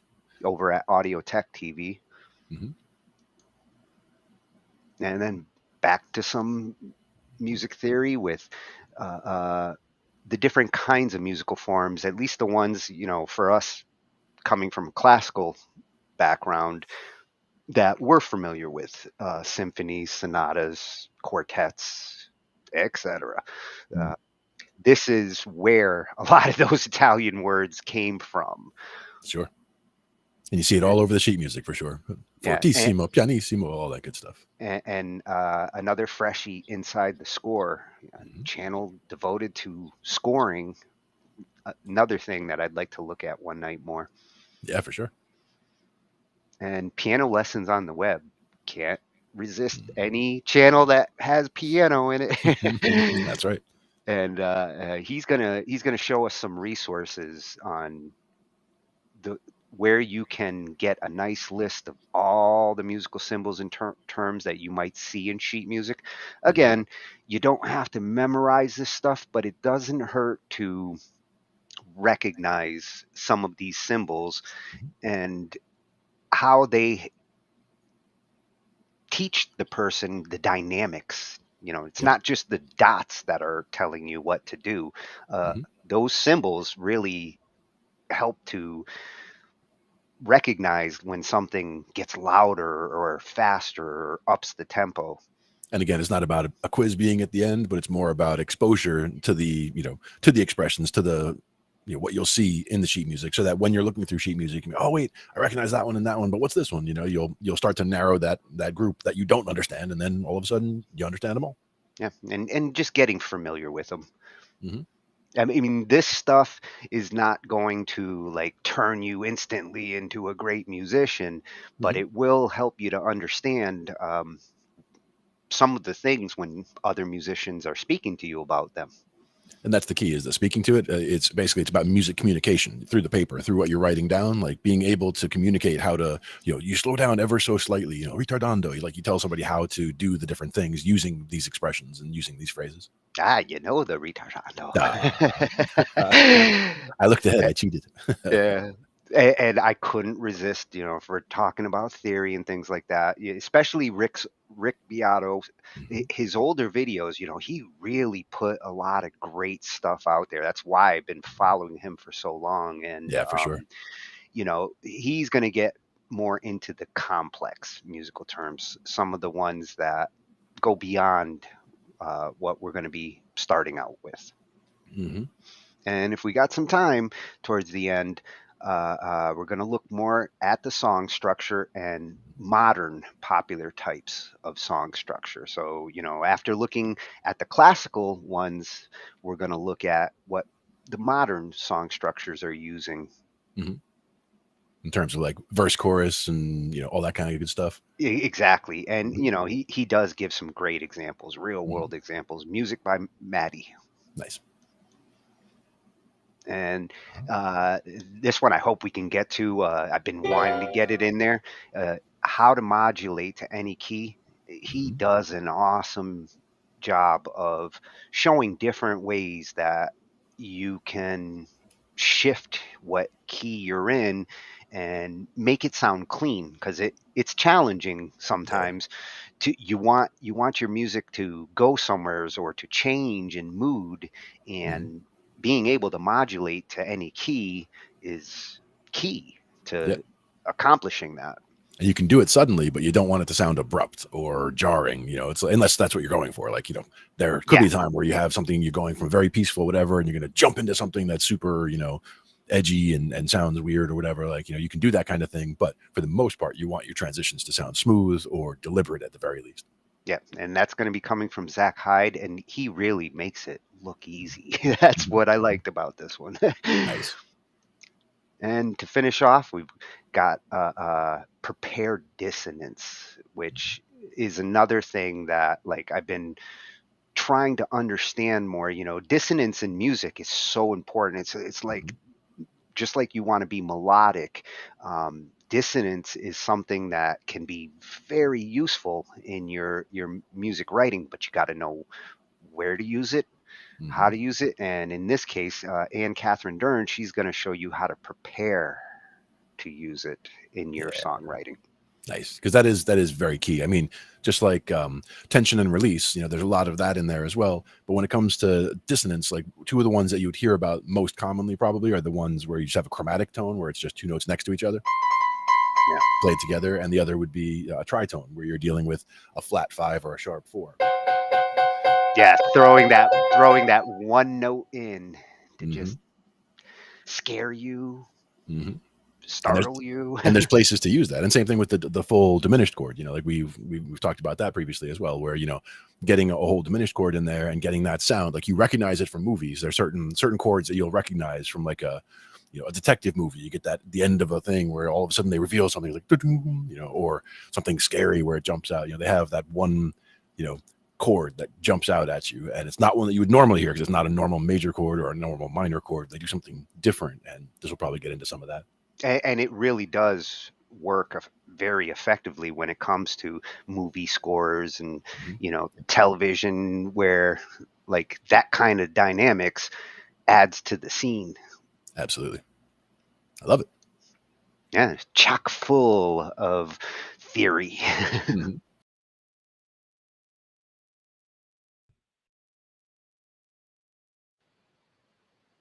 Talking shit with Glenn and Tony.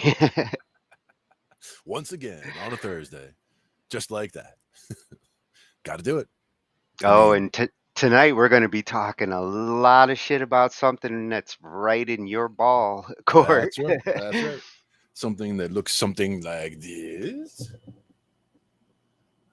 Bass. Yes, it's bass night. Mm-hmm. Part 2.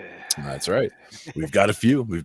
I mean, there were so many good ones that we had to, you know, pick and choose, but we got a bunch of them that I think will cover the subject quite well. Well, and we're doing things a little different than normal. Tonight is pretty much going to be a spotlight on what I have to say is the best bass resource out there. Oh yeah. For anybody who's serious about like learning bass and want to take it to the next level, this is the theme of tonight's website and channel, and what we're going to be looking at. It's all about upping your bass game, taking it to the next level. Indeed. And Scott's is the Divine. place. Scott's Bass Lessons SBL Academy.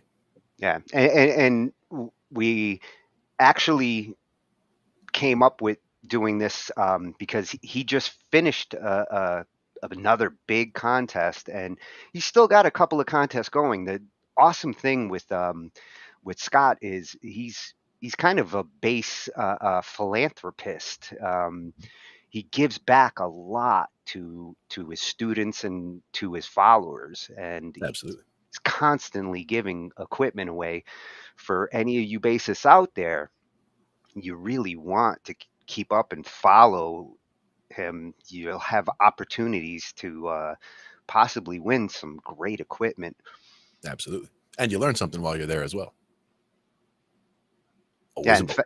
In fact, when you go to his YouTube channel, which is at Divine Bass, if you check here in the community section,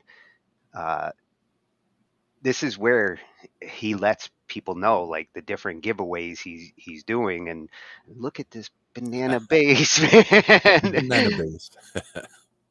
Yep, that's part of a contest that's, I believe, going on right now, and I think he's going to be drawing the winners on the 23rd, 21st, 23rd. We'll have to double check. Oh, he's got different shots of it too. Oh yeah, oh yeah. It's a 5-string. It's a beauty. I've seen him play it in several of his videos. These are usually like his personal bass that he's putting into these contests, like basses that he has used that either have been sent to him by the manufacturer or ones that he's picked up over the years. Just amazing stuff. I mean, he also has one of his videos is like 45 minutes long, and it was, my bass collection. And I was like, wait, I mean, I have a bass, so it's like, ta-da, there's my bass collection. But with him, it's like a 45-minute video to go through all the basses. I know. I wanted to add that one, but it's long. Yeah, exactly. But so many beautiful ones, like you're looking at right here. I mean, right there, that's, we were talking about the pickups before, and the two that are little, those two chunks side by side, that's like the P bass style. And the one bar, that's like the J bass style. So that's the PJ. So that looks like a PJ to me. The one I have, if you were to look at this screen, like you see that it's just the two long bars. Yeah. So that's the J bass style. And this is a passive J bass. So there's no 9-volt battery or active electronics or anything like that. Oh, and I love that looks amazing. This one. Yeah, this is from 5 days ago, so I think you might still have a chance for this one. I think literally all of them are part of the same contest, and he's just showing off a different one each day or so. But the winners for all of them should be the ones that are getting announced on the 23rd. A 6-string. Yes. Which, if you play a 5-string, a 6-string is no more complicated than the 6, but you can see them all in that shot right there. Like, he's all sitting around him. Like, which one should I play today? my only concern about having that many basses would be like, okay, how about keeping the strings fresh on all of them? Not that I change bass strings very often, but like when it comes to guitars, somebody who's got 20 guitars around the house, it's like, how often are you going to be changing those strings? Because if they sit, they're going to start oxidizing, and then they're not going to feel right when you go to play them. So keep the collection tight as far as what you're playing on a daily basis. That is a tight collection. Oh yeah. And all within arm's reach. And that's Scott. And he does some great stuff over there. I mean, again, I want to say that I've been a member of Scott's for probably 3 years now, 3 or 4 years. But just even finding some of the videos for free on the internet, if you're looking for bass stuff, you're going to come across Scott's videos for sure. But coming across them earlier rather than later is good, because then you can jump right in. He's got a lot of free resources. He's got a free crash course. I think we're going to actually look at part of that as part of what we're looking at here. We're going to be highlighting a few different parts of his website, some of the different playlists that he has going on there, because there's just so many different types of resources that he has available there that they're all kind of broken down into different sections for you. Yeah, that's why we decided to really just, there's so much that it's worthy of a full-blown spotlight. The whole show is just going to be about all these awesome videos that he has broken up into awesome playlists, depending on what you're looking to learn. And these are the free videos that he puts out there. Yep. But it is worth going and checking, scottsbasslesson.com and see what he offers for those who are serious students. There's just so much resource. I think what impresses me the most about him, he understands how online teaching really works. We're going to look at his promo video in a moment, and he talks about like how teaching online these days, this is something he's really trying to improve on and utilize this vast resource of the internet. He's got a team of talent behind him that focuses on all sorts of different bass styles. And there's the video we're going to watch. Yep. And to me, that's one of the important things, having the team, as far as different people connect with a different teacher You know, like you'll see one teacher and you'll be like, whatever. You'll see another teacher and be like, oh yeah, that's the guy that I want to watch. And then you'll show him to your buddy and he'll be the opposite way, where the guy that you were really connected with, that he's like, that guy's a jerk or whatever. And then the other guy that you didn't care for is the guy that he connects with. You know, so everyone's going to have a different perspective on that and who they connect with. And that's where having a whole team of different people and different styles of bass players on there that are all just amazing bass players and just experts in their field, be able to watch them give you these lessons one-on-one and see which one you connect with, or you connect with all of them, and you can pull nuggets from any of them for sure.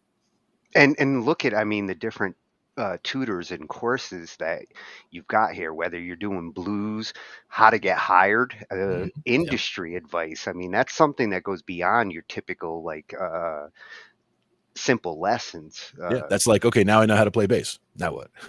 How to get hired? Songwriting and composition. I mean, this is like the full gamut. Yep.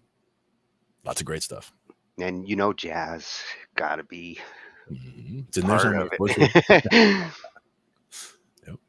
And again, look at the different skills that they go into.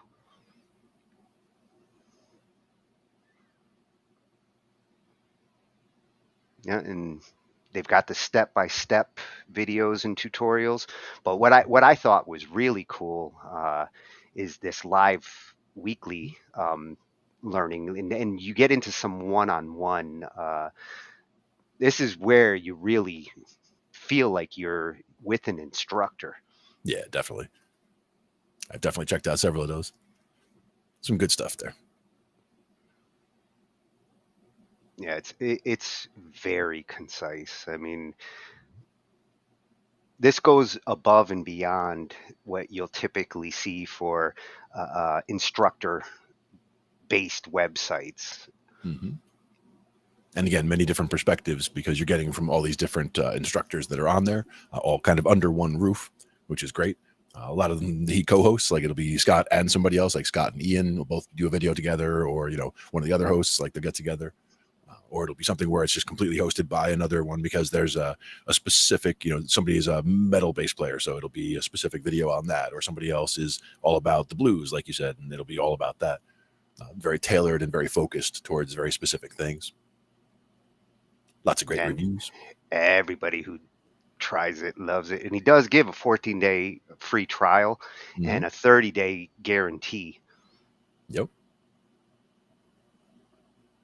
And again, he gives back to his students and the opportunity to win equipment, get credit towards additional courses. Yep. Part of the contest that's going on right now, where he's giving away that banana bass, is if you get the free subscription right there, or the free 14-day trial, that gives you extra entries into the contest, for example. So we'll look at that a little bit later. But the contest overall had, I mean, I want to say it was something like $50,000 worth of giveaways. It was a bunch of really nice basses, as well as 15 lifetime memberships for Scott's website. And wasn't that the second one this year? Because he had one back in like January, right? There've been a few, of the year. Yeah. I lose track of them. There's so many. And also when he does some of those, it's also usually linked with a charity. I want to say one was about building schools in under-resourced countries as well, where, you know, with some of the stuff that's going in, whether it was for the contest or whether it was something related, he's working with charities as well. So it's not just all about bass. It's also about community. It's also about, you know, helping out, which I really like. Just very good philosophy overall. Fostering creativity in kids, huge. Yes. And you know, when I looked at it and I looked at the breakdown on the cost, when you think about it, 90 cents a day, I'd rather get half a cup of coffee in bass lessons than a half a cup of coffee. Exactly. And that's a small cup of coffee too. Yeah. McDonald's coffee. But again, very good stuff. Yeah, that's at scottsbasslessons.com. You can get all the information on this. He's also got two other links that are still about the courses and a little more focused on, you know, crash courses. That's at courses.scottsbasslessons.com. And he's got a free resource here where, you know, this is a free bass toolkit. It's a good way to get started, see what is offered in the bigger website, and this is a nice introductory into this. Mm-hmm. And look, Absolutely. it covers a lot there for a free bass toolkit. Mm-hmm. Yep, he's definitely not shy about giving stuff away, for sure. There's so much material that he has that's, there's some that's, the premiere material, but there's also so much of the material that's available just on YouTube and just, for free on his resources here as well. And Because they have so much. accessible on all platforms, phone, tablets, and computers. Yep. All around. Can't say enough good things about the resources at Scott's, for sure. Yeah.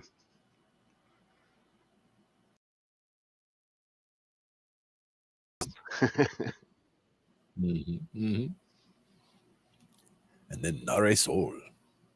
Yes, if we're going to be looking for musical advice, she's always going to be part of it. Oh yeah. And this Lots one, of good stuff on her channel, for sure. Yeah, this one comes from one of her other channels that she's involved with, because she does a lot of musical work with PBS. They couldn't ask for a better resource. This one comes from @Soundfield PBS on YouTube, and very cool. They're lucky enough to have her and other musical talents to cover this topic.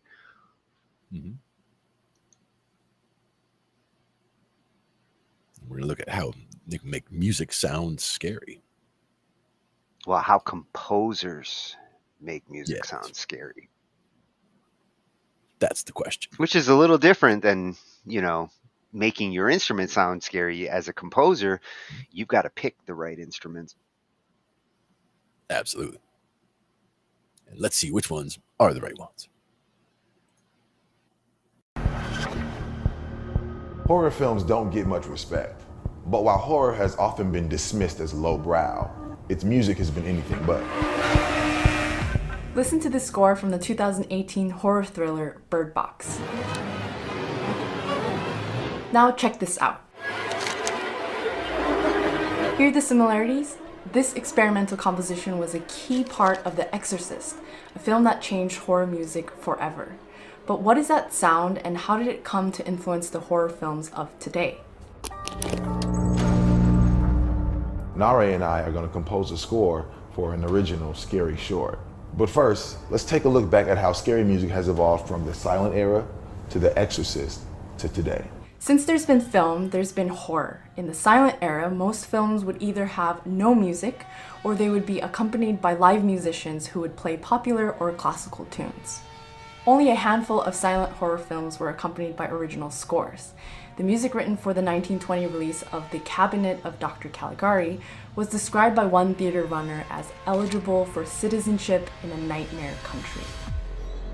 The first time a thematic musical score was written for a feature-length American talkie was for the 1933 monster movie King Kong. Written by composer Max Steiner, this score utilized techniques that would go on to be used in horror films for decades, such as Mickey Mousing, in which music matches a character's action, and leitmotifs, which are short, recurring musical ideas that typically signify the presence of a monster or a villain. It's a technique John Williams would later use in what's likely one of the most memorable film scores of all time. This two-note leitmotif is perfect not only for its menacing simplicity, but also for its functionality. The quicker it gets, the closer we know the shark is. During Hollywood's golden age, horror films and the scores written for them often lacked subtlety. The music usually told the audience what to fear. 50s was so big, giant ants and these aliens from outer space, where 60s, Psycho kicked it off. It was personal. It's a lot of interpersonal drama. Bernard Herrmann's score in that is iconic. Psycho's shower scene is one of the earliest examples of a jump scare, and is one of the most famous examples of a stinger chord, a common horror music technique where musicians sharply attack a chord to reinforce the moment of surprise. Hitchcock originally wanted the shower scene to be silent, But composer Bernard Herrmann decided to write a piece featuring violins playing a shrieking upward glissando, which is produced when a violinist glides their fingers up or down the strings as they play. Hitchcock later said that 33% of the effective cycle was due to the music. I watch a lot of superhero movies. Sure, the Avengers score is cool, but I'm not going to think of the Avengers score when I'm like kicking butt. But when I'm scared alone at night, I think of that horror movie score. One reason stinger chords so effectively heighten terror in horror films is that they manipulate the deep-rooted fear centers in our brains. What makes something scary? Experimental work has shown is that screams that are fear-based screams, they're known to have a very particular kind of acoustic signature. It's called roughness, and that gives it the kind of scraggly, fluttery vibe. Whether they're vocalized sounds or alarm sounds or other sounds, it's the ones that have increased roughness feature. And that's what you interpret as a listener as fearful. It could be a guitar string, it could be a piano sound, it could be anything. Now let's fast forward to the film that changed horror music forever, The Exorcist. William Friedkin's 1973 classic was so terrifying that it caused audience members to faint, vomit, and protest its release. Some people even thought the film itself was possessed. That's partly because of its unforgettable soundtrack, which included disturbing experimental compositions that went on to shape the way horror scores and soundtracks sound, even to this day.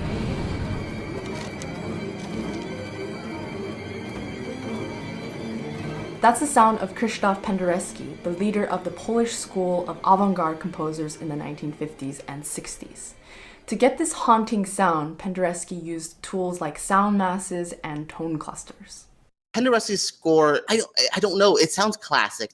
I love a song that I don't know when it was composed. I didn't know if Penderecki was from the 1700s or now, and I love that it has this timeless sound to it. It's timelessly scary as well. So to create a tone cluster, you can basically take a number of pitches that are a semitone apart. For example, F sharp, G, G sharp. These are all tone clusters. With sound mass, the focus is more on the effect as a whole, where we have a clump of pitches where the specificity of each note and rhythm matters less than the texture as a whole. His use of these compositional tools defied the classical form and helped take The Exorcist to a demonic dimension. Although Penderecki's music feels like a horror film, he didn't write it for the screen. Much of his experimental work was inspired by the real-life terrors of World War II. As a boy in Poland, Penderecki witnessed the violence of Nazis in his hometown of Debica. Penderecki's music was also used in another landmark horror film, Stanley Kubrick's The Shining. Horror music, horror film I've never seen a real horror film from start to finish, ever. Is it just not your cup of tea? When I was little, I used to get scared watching documentaries about, you know, those documentaries that talk about haunted houses or whatever. Yeah, that stuff be real though. Do you think that there's a stereotypical horror film sound? I think the shrieking violins. Stuff in the higher register, like... Ah! Yeah. Or even any dissonant interval. Dissonance is a common aspect of horror film music. One of the most effective ways to utilize it is through the tritone, a musical interval composed of 3 adjacent whole tones. A major third, or a perfect fifth. These are all consonant intervals where they sit quite comfortably in the ear. Let's compare that to a tritone. There's more tension there. It's a clashing dissonant sound that has helped it earn the name the Devil's Interval in music, and you can hear it in many horror films, like during the canoe scene in Friday the 13th, where composer Harry Manfredini repeats 2 tritones a half step apart.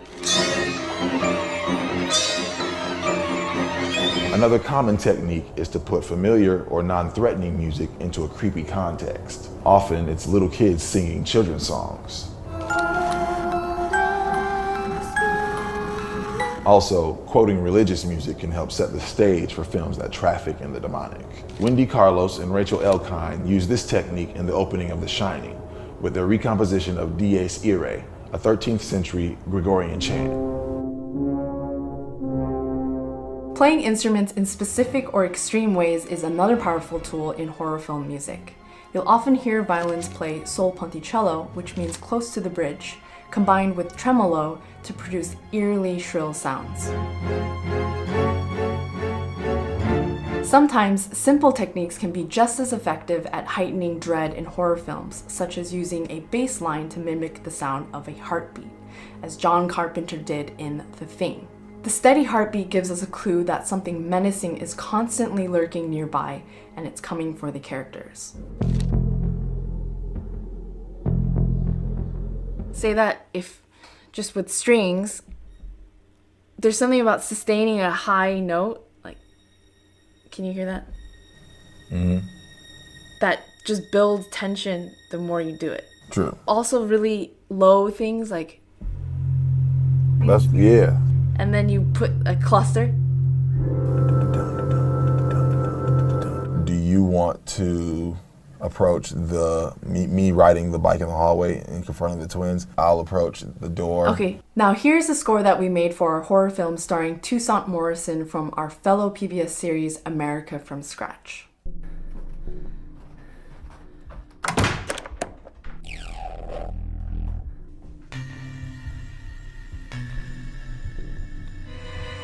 Little pigs, let me come in.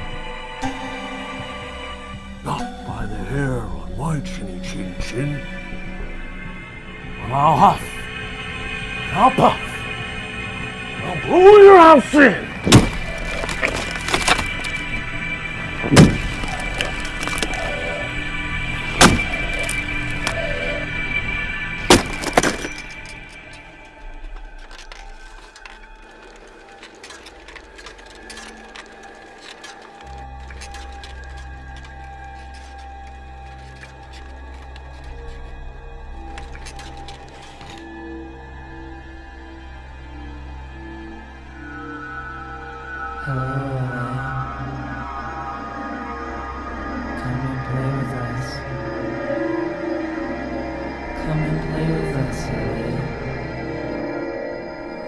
Monstrum is a new show from PBS Digital Studios about monsters, myth, and lore.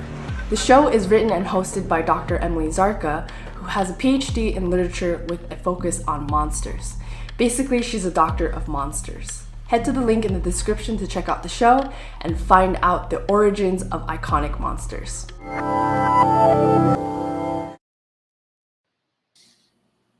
Oh, I'm checking out that show. Absolutely. And a good, like you said, good resource for PBS there for Nare Soul. Very good. Yeah, and she actually like just nudged me towards a couple of composers that I wasn't familiar with the names of the composers responsible for these movies. Mm-hmm. I mean, I Right. know who Wendy Carlos was, but I didn't know that she actually was part of that introduction in The Shining. That's really awesome. Yeah, yeah. Very cool. And a Gregorian chant repurposed. And you know, you got to give Jaws the credit. It has actually come up on almost every video as a reference.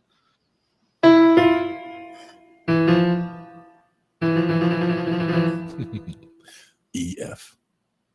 So easy. Well, and yeah, like they But say, it's in its so to speak. simplicity, it managed to scare the shit out of you. Exactly. That's what we like about it. Very cool. And that was the Soundfield. I didn't know that was a channel that Nari was associated with. Very cool. Oh yeah, we found like 4 so far. She's all over YouTube. Very cool. Yeah, love her. Mm-hmm.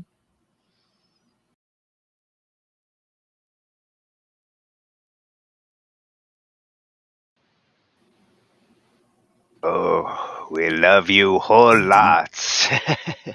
Oh yeah. Every week more and more. And I do have thoughts. Indeed. And Now, we are going to share them with you. Yep. And spooky season came in, and as quickly as it got here, it's gone again. So, there is that. Unfortunately, everybody loves spooky season. Now it's like the flu and cold season. Yeah, I can hear it. I hear it there, just a little. I'm at the end of it. decongested. Yeah. Well, that's all right. We'll get you through a little chicken soup. Chicken soup would be good. That's what I would recommend. Matter of fact, I had Well, I some the got other the day. You can chicken. see it. No sniffle. I So had no chicken sniffle. tonight. Well, that should help. Welcome to everybody. We see Crypt, we see Rodrigo, we see a bunch of people all showing up. Muse, how's Oh, everybody yeah. doing? Walk. Everybody coming in to talk some shh IT with us. Today we're talking songwriting, all kinds of things. Well, it's actually like about the workflow. This is one I think we're going to do a couple of different nights on a couple of different workflows. You know, each step in making a song has different workflows. The recording workflow, that'll be one for the future. But for tonight, we're kind of keeping it simple, going from conceptualization of a song, you know, taking an idea, turning it into a song, and then going into the recording process, and then mixing, mastering, getting ready for release. Yep. The whole shebang. And we got this too. We got some freshies tonight, and we got some that we're bringing back because when I decided to go with this one, you know, there were certain channels that like I knew I was going to find what I was looking for, like in the mix. We're going to be talking mixing. That's a channel that I like to go back to. And a few of the other ones, there's a couple of nice surprises in here. Holistic songwriting. We're going to start with them. And I like this channel because it takes more of a natural approach to songwriting. And this one kind of just goes into like how to start a song, just different ways, whether it's from an idea, a song title. He's going to get into some interesting suggestions, and including two crazy ones, which are kind of cool ideas. And he gets into the like dice rolling, you know, idea and things like that. Very cool. Dice roll is a good one. New channel, and he's gonna kind of cover how to record a song on a computer. You know, that's the beginning of going from idea to laying it down, getting it into something that you can record. Right. Something to work with. Yeah. Yep. And like this channel, Help Me Devin, very useful channel, and he lives up to his name. He's going to go into 4 easy steps for recording the best vocals, because part of when you're doing your recordings, the instruments are a challenge, but the vocals are a whole unique challenge in themselves. And you'll see throughout this process, we'll have a couple of different vocal-centric videos to deal with the difference of capturing the instrument versus capturing the voice. Yeah. And for me, I'm going to have that extra challenge all the time, because with my voice being in a different register than most people's, it's one thing that we have to give that extra, you know, most people would say, oh, male voice. Okay, here, boom, preset 1. And it's like, well, I'm not really preset 1. It's like I'm preset 1 down an octave or whatever. You know, it's like you got to adjust things a little bit. Male voice with some boom. Yep. And not too much boom though, because that's the other problem is if I end up going through the crossover and the subwoofer and end up really rattling the whole place, I just do a low hum and make the entire stage vibrate. Hey, some people like that. Yeah, but the sound guy looks over like, what's going on? And it's just me standing in a microphone. It's like, how is that even possible? So he's going to show us 4 easy steps for recording the best vocals and kind of give you a recording template, which is a good thing to do. Once you've got a good setup, once you've calibrated your mics, you kind of do want to set it up like a template. So that way, every time you go back, you're ready to rock. And it doesn't always have to be the same settings, but it's a starting jumping off point. Yeah. And you recognize this guy?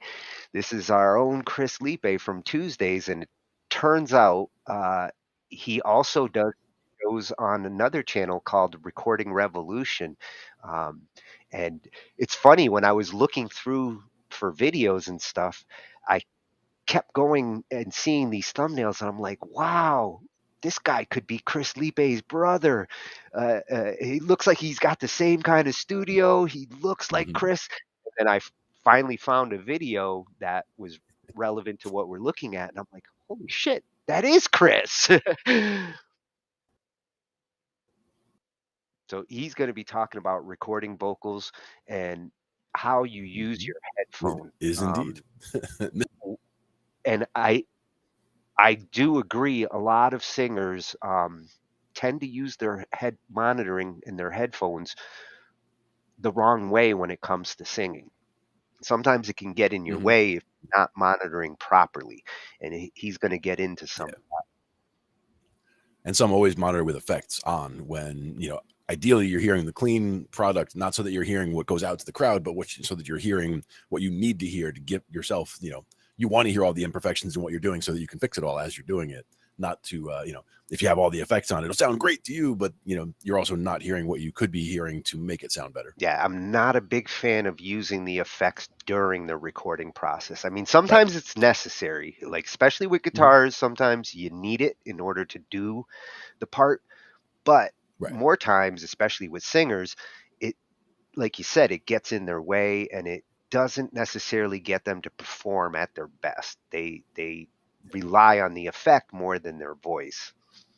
We'll see if we get into that at all with there. Yeah. And then after we take a look at the monitoring, Alex Rome, he's going to talk about the secrets to vocal layering, which again, you know, when you're capturing, this kind of leads into the next segment that we're going to go into after, which is going to be mixing. And this kind of prepares us for these next videos where we're going to look at, now you've laid down your tracks and it's time to start mixing.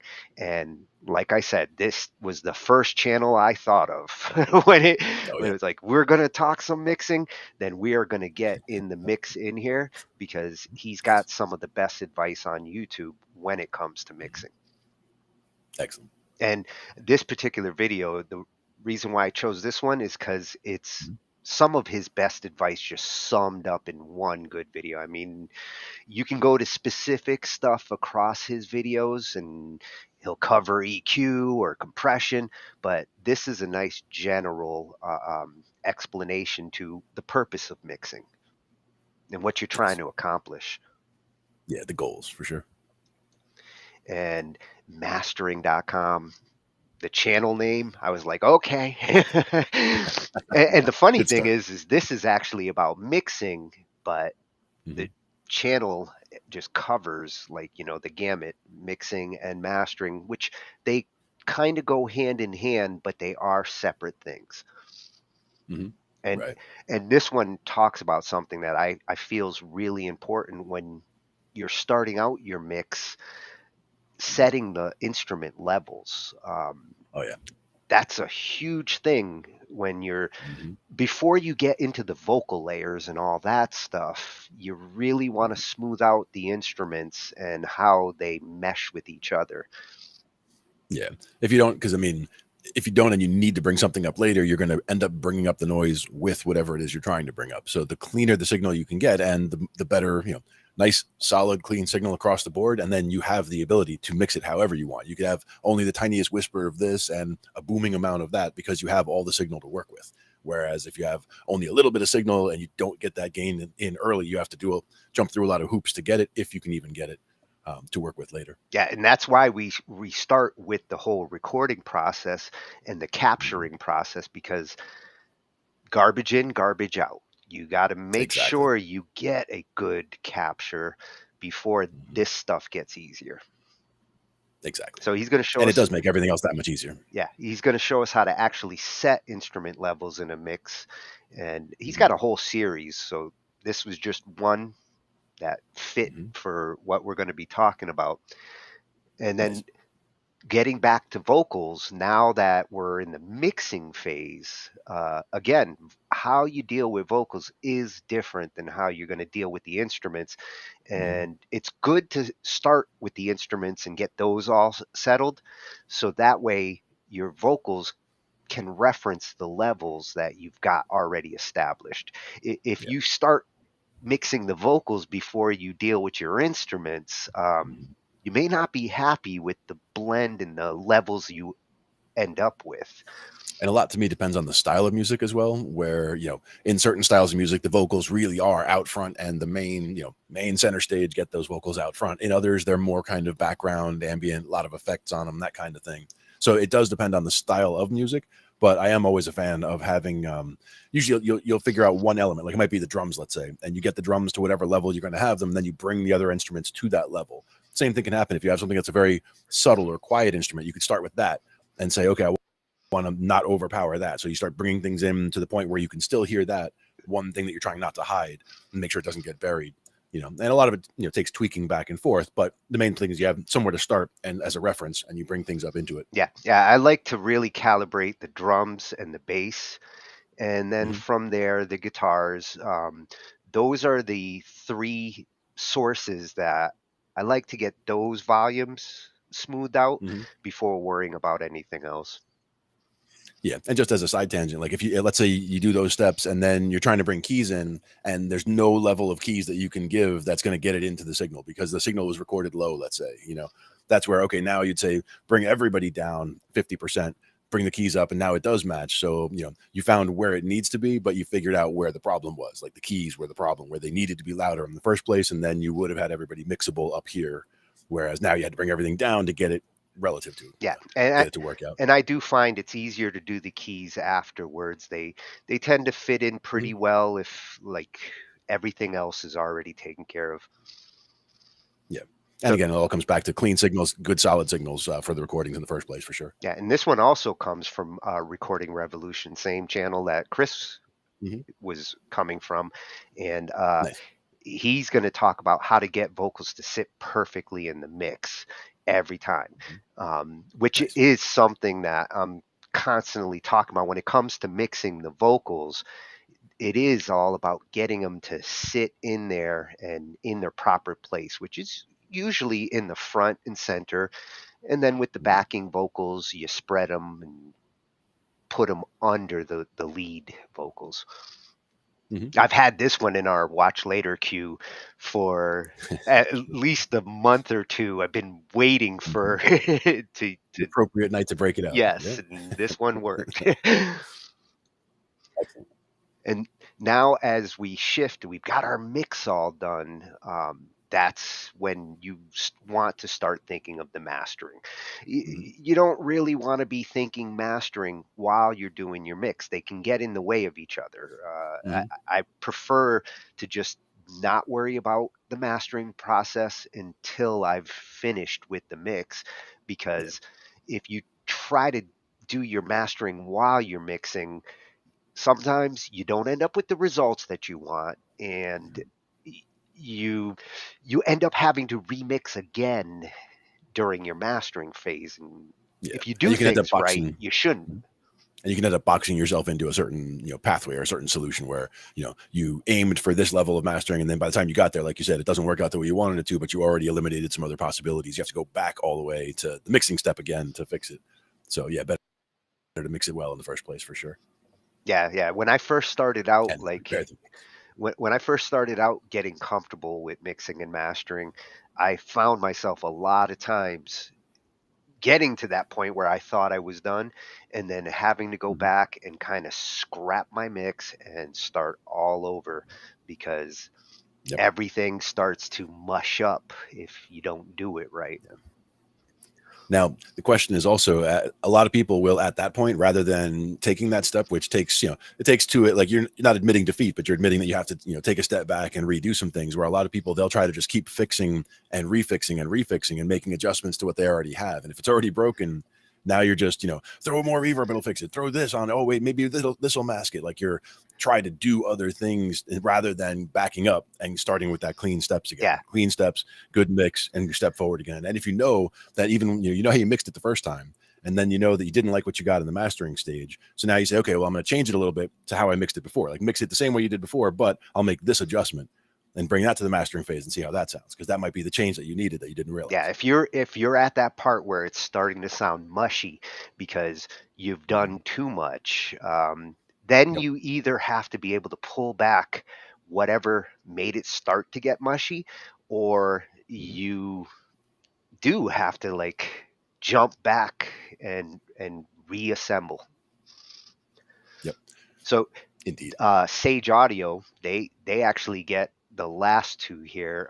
They almost got the last three because there was two for the last one, and I had to decide which one, and I ended up going for the one that covers the most basic part of mastering, but he has a more advanced video that if you go check out, you are going to find everything about mixing and mastering on Sage Audio. It's a phenomenal resource for engineers.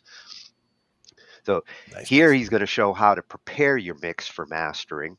And our final one will be on how to master music in general. And, you know, the steps that he goes into here, these are the things that you want to be considering when you're at the end and you're taking that whole mix and getting it ready to distribute to BandLab, SoundCloud, you know, any platform that you're pushing to. These are the steps that you're going to want to go through to make sure that everything sounds good for these platforms. Exactly. Kind of like a checklist. Yeah. Yeah. Very cool.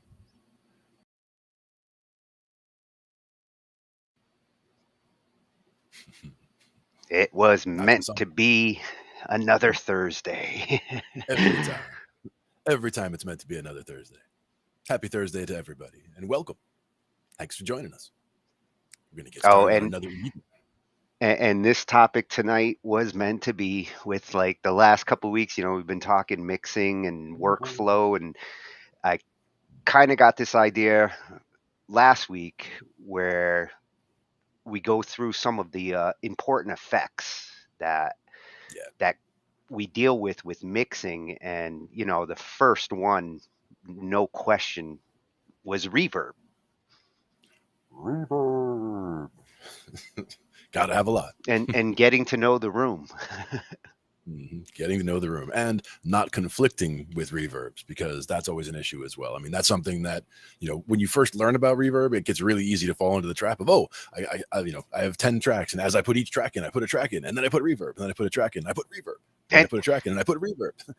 And I put reverb. You're going to see, you know, you're going to see some talk about that and some different philosophies on what reverbs you use, how you apply them. Let's bring these up and we'll take a look at what we're going to be looking at tonight. And yeah, we're going to start with what is reverb. And I think this is a great source for it. Isotope makes some of my most favorite plugins. They have an awesome reverb, and they're going to get into, like, you know, how it works, the different types, which you'll hear throughout a lot of these, you know, plate reverbs, room reverbs, hall, and simulating those different rooms. Going to be a big part of the discussion tonight. This one's coming from well, Isotope Inc. They are the ones who make these plugins, and great channel to keep up with. Yeah, and some of the magic with any of the reverbs is the timing on it, because, you know, like the certain number of milliseconds, you know, that you have it set for example, is going to sound like that size of a room. That it's just kind of magic the way your brain kind of picks up and says, oh, the room is this big because I can hear the walls that far out, kind of thing.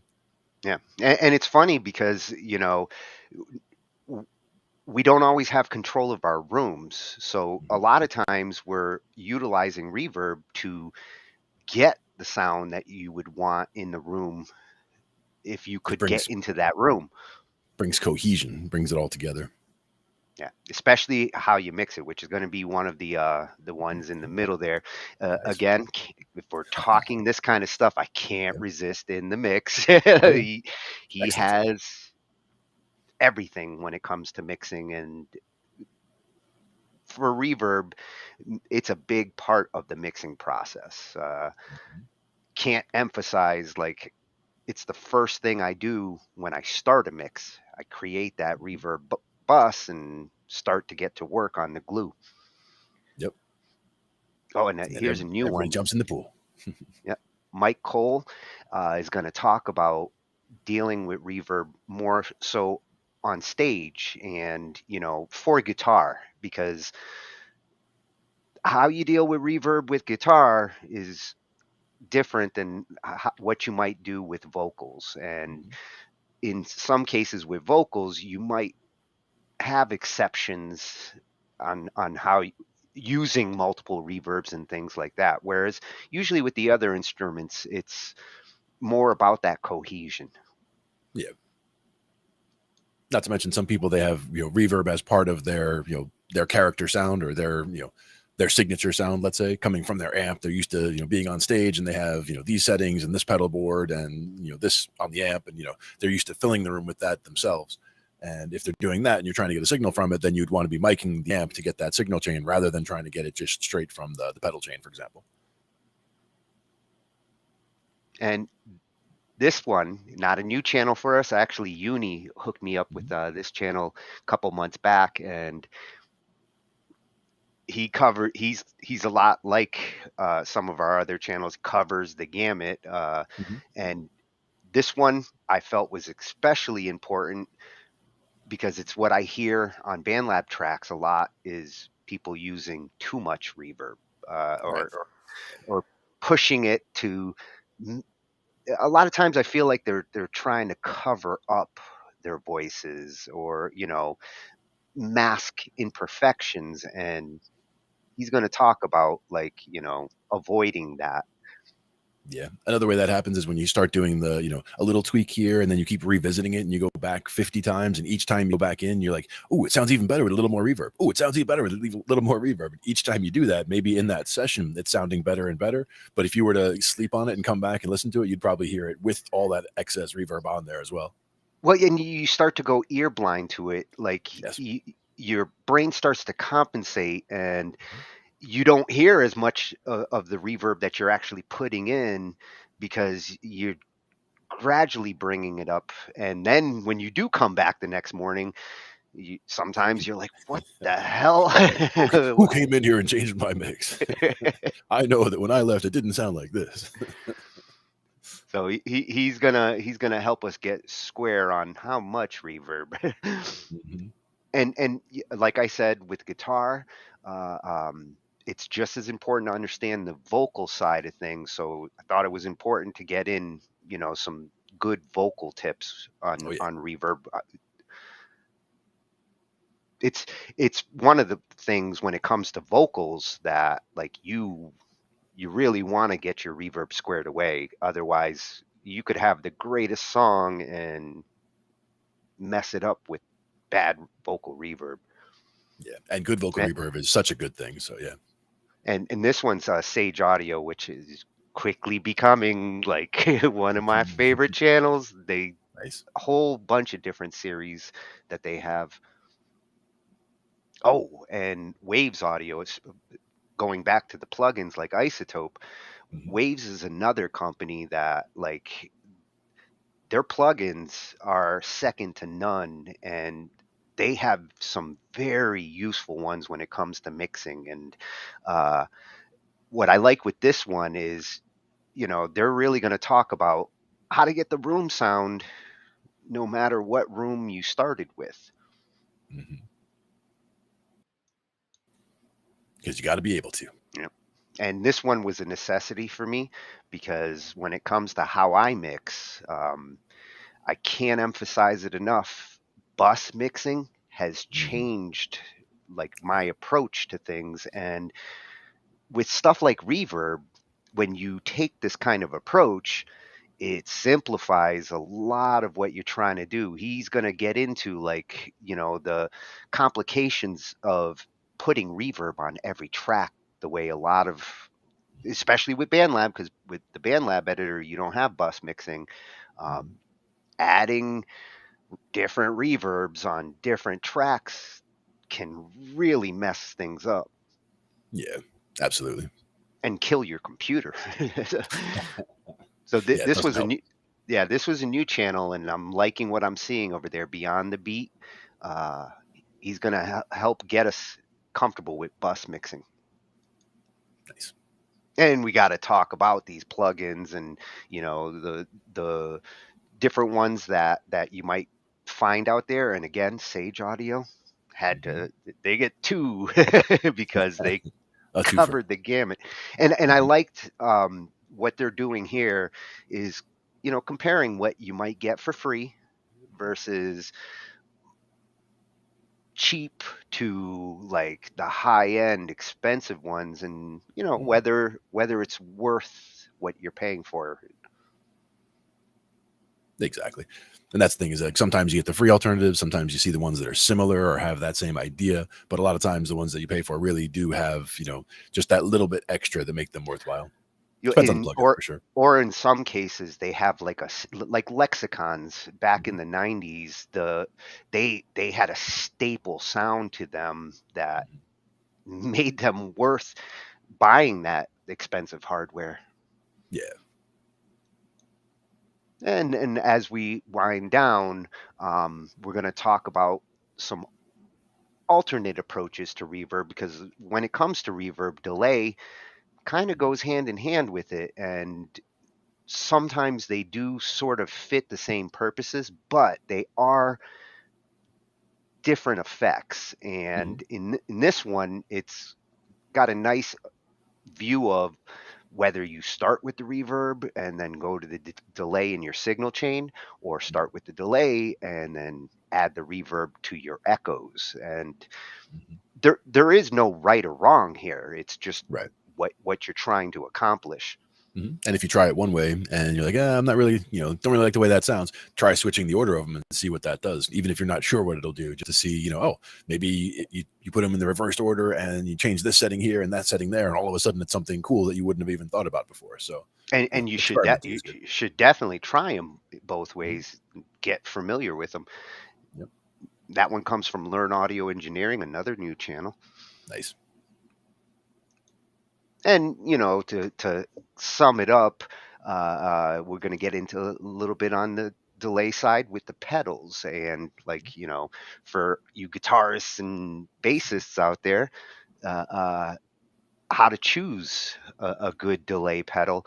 And the channel is called Reverb. So it fits. This is a great channel. They've got like used and new equipment deals, great videos on different gear, and whenever we're doing some Gear WharZ nights, they're probably going to be in here. Oh yeah, we'll break out some of the pedals. We'll break out the bass balls and the bass big muff and the other ones that we have over here. Get all that. We don't have many guitar pedals up in the house here. I could get some to bring out at some point, do a little show and tell with a pedal board. But I'm sure we got some guitarists that we could bring in who have a whole bunch of toys. Yep. So we'll be looking at, like, you know, analog versus digital and multi-mode and beyond. So it's a nice variety of different approaches to how you get your delay. Nice.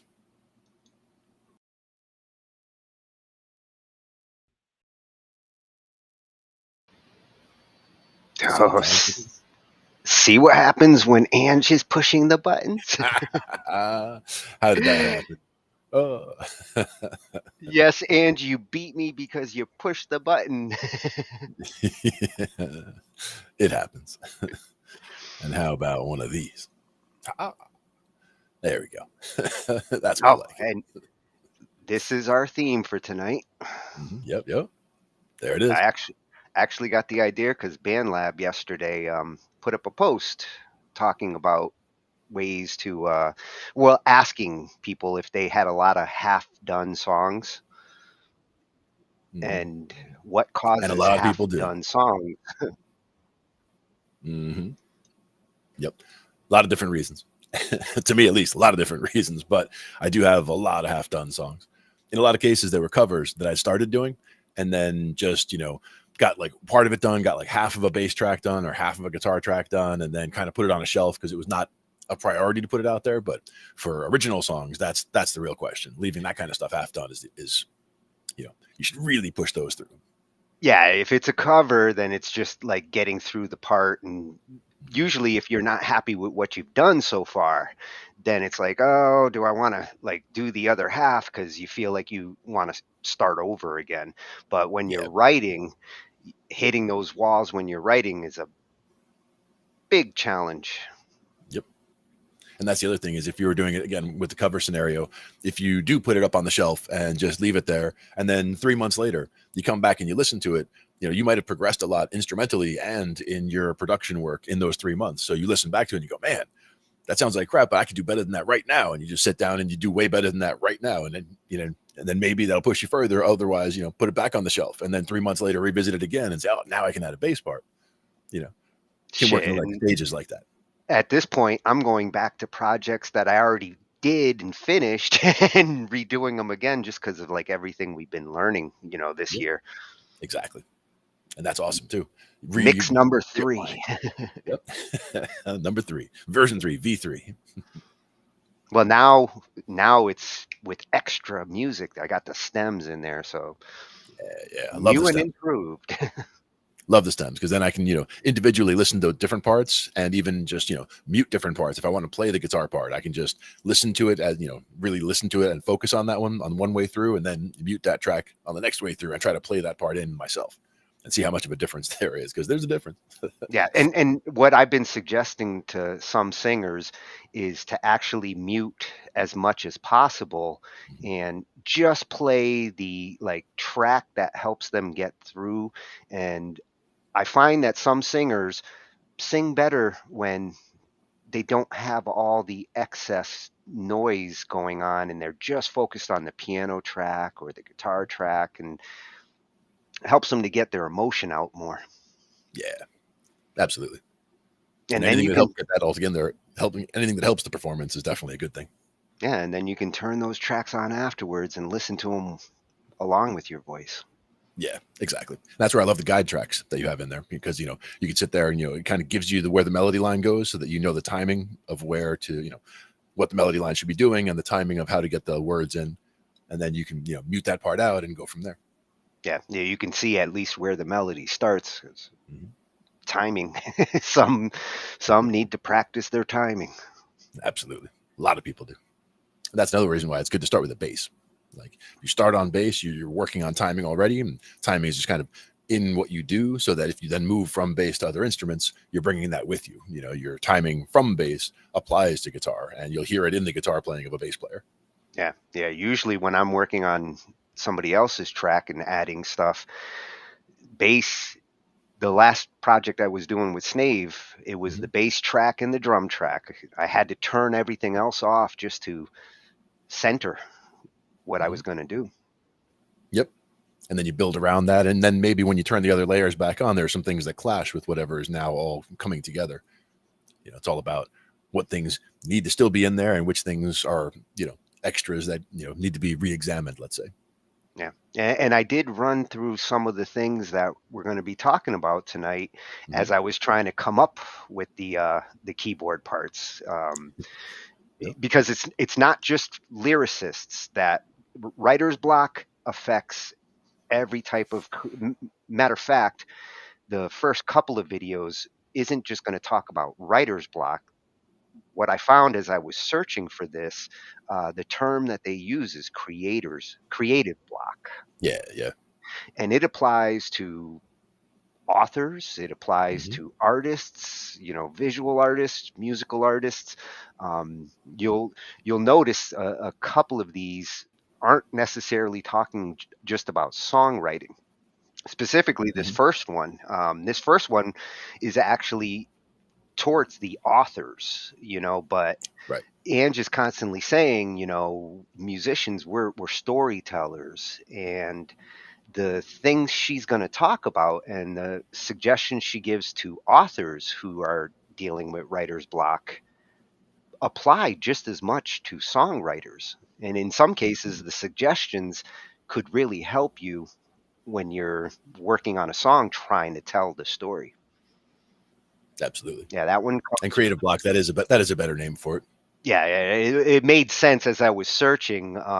It helped me to narrow in a little bit more on the different things I was looking for. because I was trying to see it from different perspectives. The lyricists and singers have different obstacles than the instrumentalists. And Reedsy, she's an author, and starting with her, she talks about like the three types. She really goes into like, you know, what is writer's block, and the types of writer's block you might have. Nice. And this was another one that I thought was good to start with because it comes from the personal level. Annie Dang talks about like how she took a break from songwriting and like almost went a year where she got stuck in a block, and she goes into like how she approached it. And one thing you'll notice with a lot of these, when I was searching, there's a lot of videos out there about how to overcome it, but it was tough to find some that talk about how to prevent it, how to avoid it. Makes sense. And this was a new channel that I came across that I really like because it's all about creators and create better. I mean, the title for the channel is fitting because he talks about it from like, you know, video production, music production as well, and, you know, making content in general, which nowadays that's what we do. Yep. And I love his background. I know you do too. Oh yeah. I was sold on that. I was like, oh, he's a comic lover.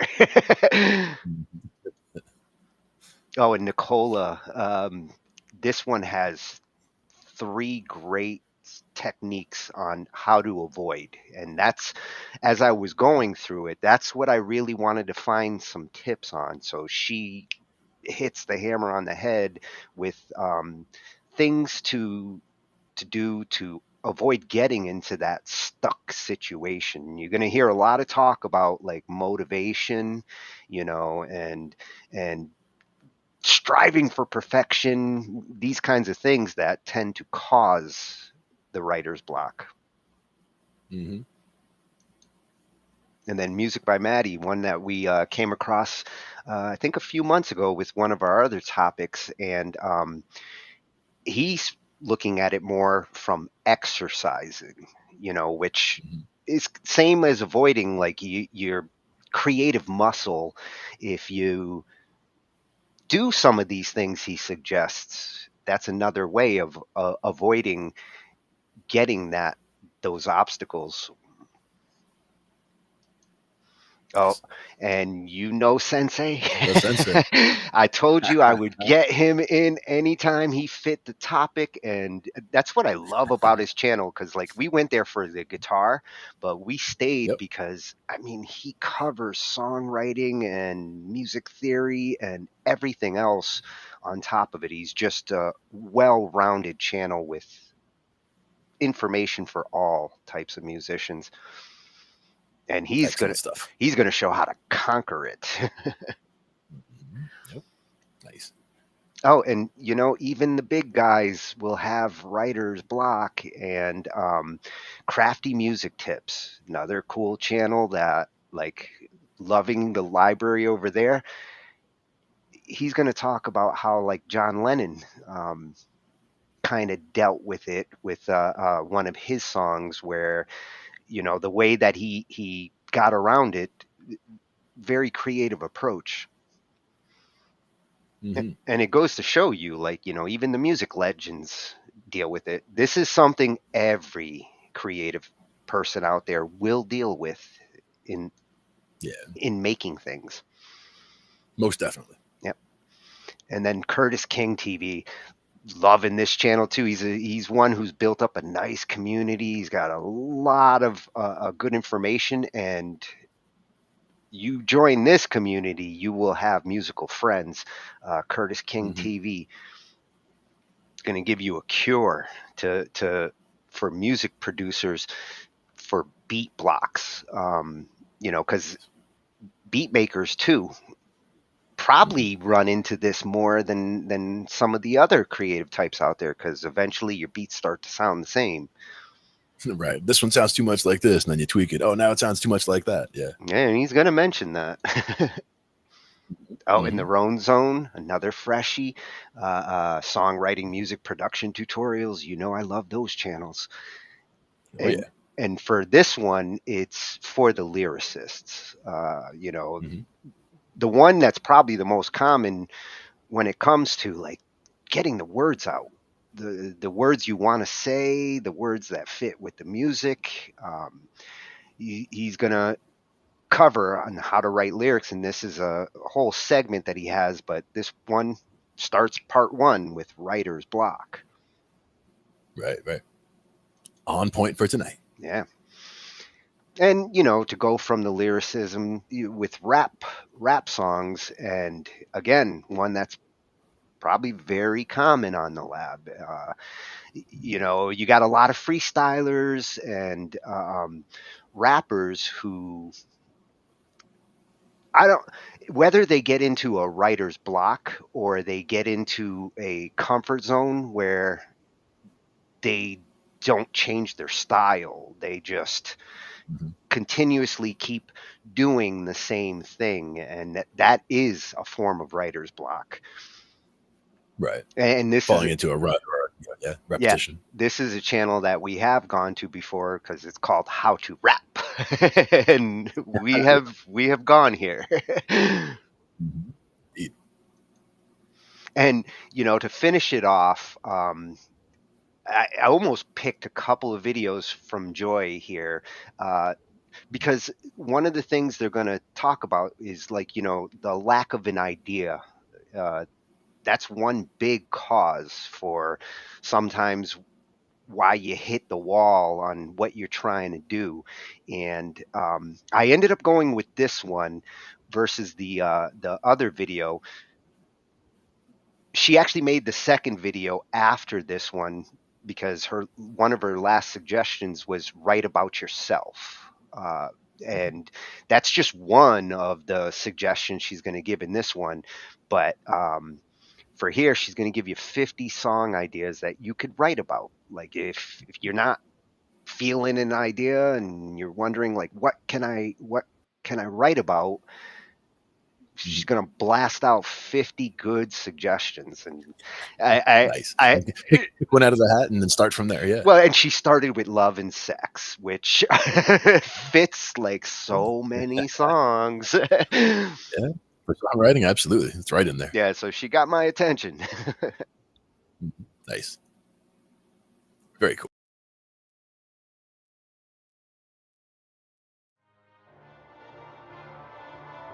Ambient noise, yeah. So now you're grabbing some band lab clips.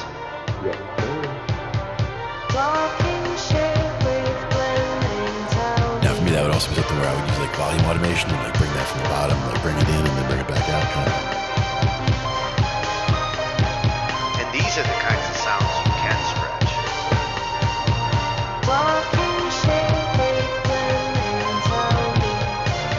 With this AI, like stretching it actually can be cool.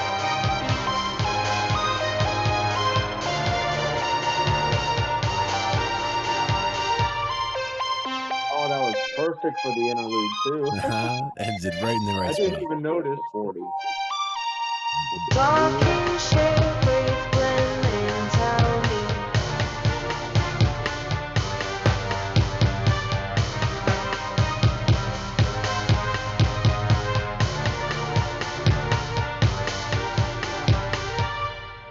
didn't even realize the texture faded out at the interlude until it happened. I'm like, wait a minute.